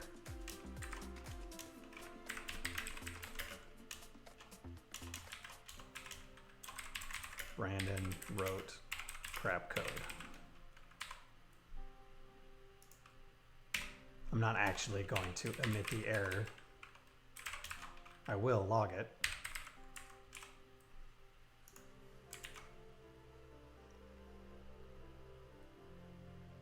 So, the Robert Tables, I know you came in a little bit late today. These are my coding safety glasses. This is all, .commie deserves some of the credit for this as well as another viewer. I don't know if he's here today. Yes, I was joking a few weeks ago about how I never wear safety glasses when I'm soldering. And there were some jokes in chat about I really should wear them when I'm coding. So these are my fancy coding safety glasses. They're not for the monitor, and frankly, they hurt my ears, and I take them off the second the stream is over. But yes, they are my coding safety glasses. All right.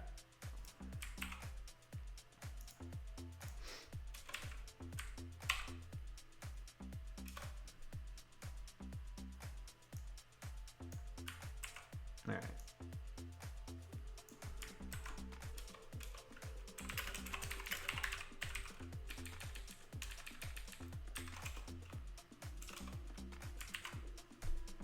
Okay. Safety is paramount and code is dangerous, especially the code that I write.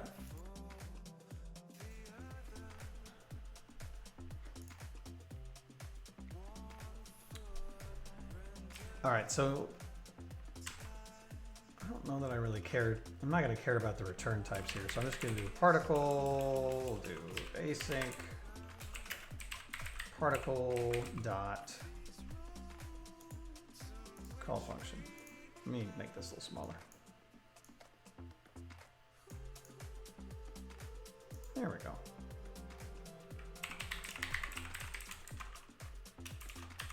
My device ID is... Oh, the Michael Jolly, thanks so much for the subscription. Y'all are so awesome. I love that I'm getting to see some David Tennant today. Thanks so much to Michael Jolly. I really appreciate that. And see, but there for coding, such a sparkling. My gosh. No, Siva. They don't. They protect me from all the bad code. They don't help me write better code. I need like an implant. I need an implant for that. Boy, wouldn't that be great? What did I call it? Watt controller. Maybe they help me see the control. They help me see Control C, Control V better. How about that for my copy paste code? That's what they do. All right, so the name of my function here is, and I think this is going to be a good spot to wrap once we get this working. So if y'all don't mind, I'm going to go a little bit past 2 o'clock today. Why not? Let's do it. Because I feel pretty good about finishing this up.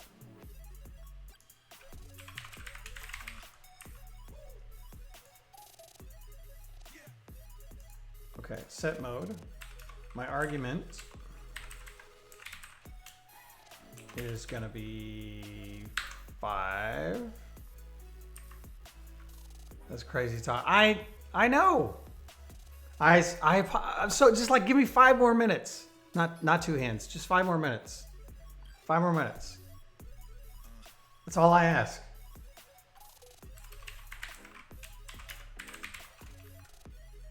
Just 5 minutes.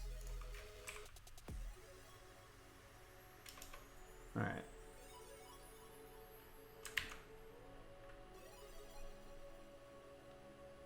And then we're going to do the same thing, but we're just going to call the chase. Those flickers are still ticking me off. I don't understand what's happening there. That's okay. And we'll call chase. This one does not need an argument.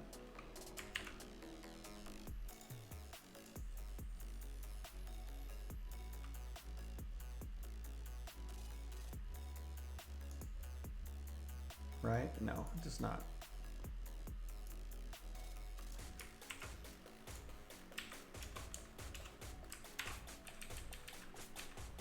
And then we'll say some stuff.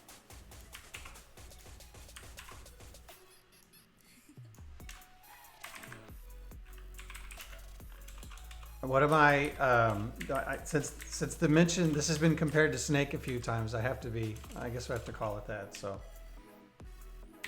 Look at, I don't know. I'm not inspired right now. I'll change this later. The lights are chasing each other. Okay, great. We got to clean that up. Ugh. Do not love. All right. All right. Oh no. Particle dot. What? Oh, does it not like it because I'm doing... Ugh, fine. I don't think it likes it because I'm not actually doing a return. But I don't care. I don't need it.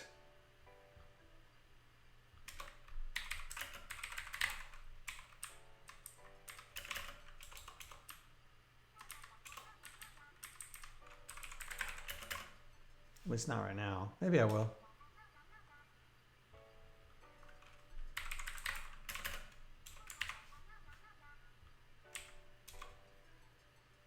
Still doesn't like that. Oh, because I have to set it to something. Fine.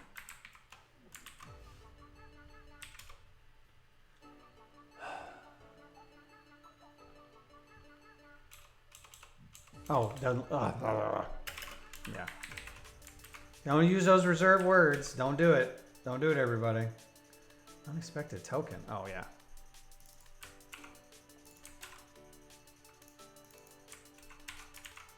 Boy, not much actual code gets written around here. Really? Hold on, what am I doing wrong?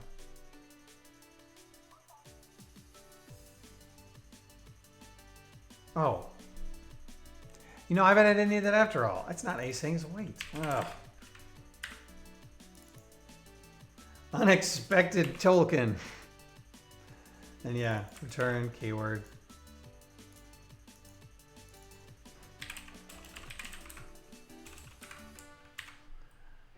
I like it. There we go. All right, what's the command? Chase. Of course, this is only gonna be able to be run like once. So I suppose you could like turn it off. Aha! Yes, he did. No, it's not defined.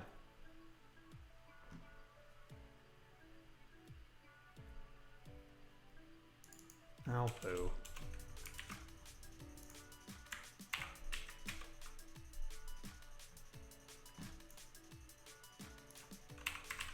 Y'all are going to be seeing that one a lot. Ugh. Yeah. Yeah, Siva, you're right. I don't care enough to do it, though. Unknown command chase. Well, no.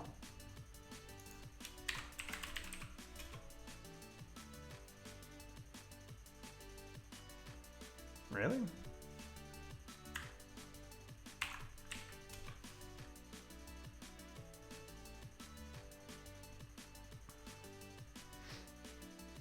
Oh, it's this business here. That's why it's doing that.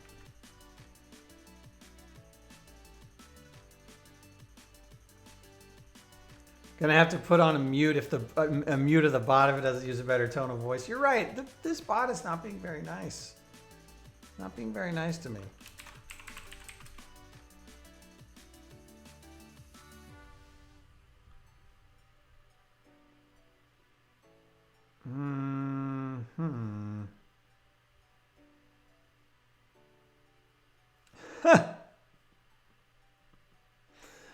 Block Cyan Panda bot. I didn't get a response that time. It's running.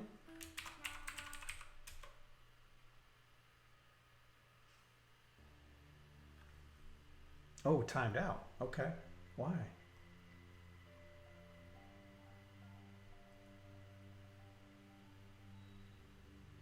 $400. Do I have the right device?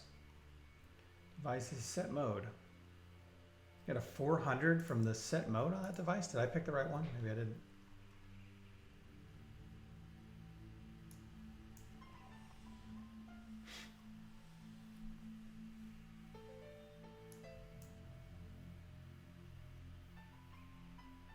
E0FF. Yeah, that's the right device.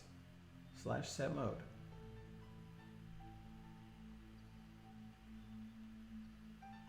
And it's strange. Yeah. Gotta take off the glasses. They're hurting.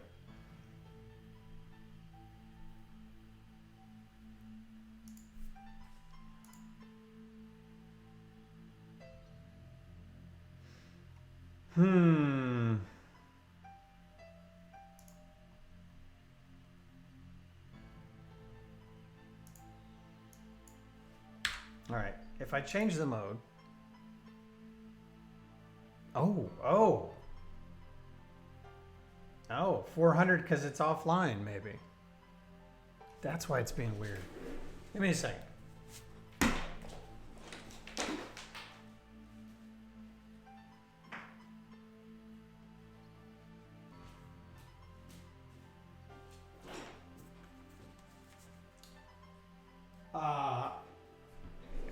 Yeah, so my device has decided to go offline for a minute. Which is, of course they did, right?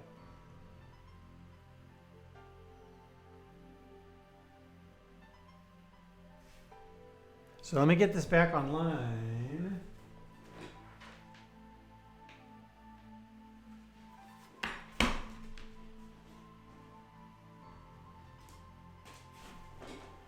All right. Oh, yeah, there it is. Okay. It's back online. I'm going to have to account for that.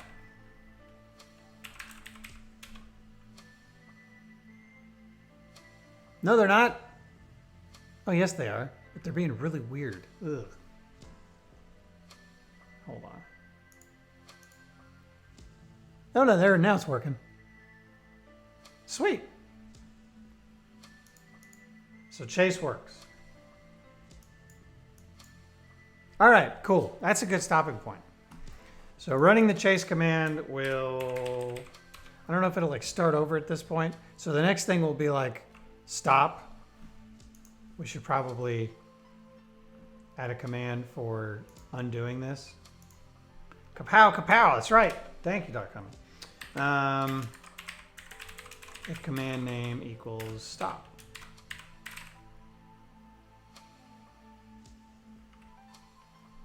Collapper. Ah, Robert Tables, yes. Chase stop. And then I want to add, we're gonna have to actually change firmware to do the setting the color to something different. Right now it's hard coded to cyan, of course, but we can actually make that programmable. And I want to do that via the chatbot as well. So let's do that on Thursday. Let's pick that up on Thursday. Ice Ice Baby. We need an Ice Ice Baby command, definitely. So we got the beginnings of a Twitch bot. That's kind of cool, and I'm pleasantly surprised with how easy that was on the TMI.js side. That's kind of cool. And I'll keep the dice command in for a while because at least, you know, that's kind of a fun thing to add. So nice. All right. So I think what I want to do as I wrap up, I know we were kind of in a bunch of different directions today. I do appreciate y'all helping me out on the firmware side with Brew Buddy as we wrap that up, and then starting to work on this. I'm pretty excited about everything that I want to add to the wall over the course of the next couple of months. So that should be good fun. And yes, 2 hours and 15 minutes. I think it's probably a good time to stop. I'm looking to see who's streaming right now. To raid, it looks like we got Adam13531, which is, he's always fun to watch. And then Raimu8354 we've jumped into before. He's actually doing a game in C++. Let's jump into Adam's stream. I think I saw this morning he was starting to work on sort of a crazy bug. So a git link for the wall device code. Thank you, .commie. Let me add that real quick. I will add that in and I'll do a push here in a minute. Let me start the raid. I'm not gonna like trigger the raid.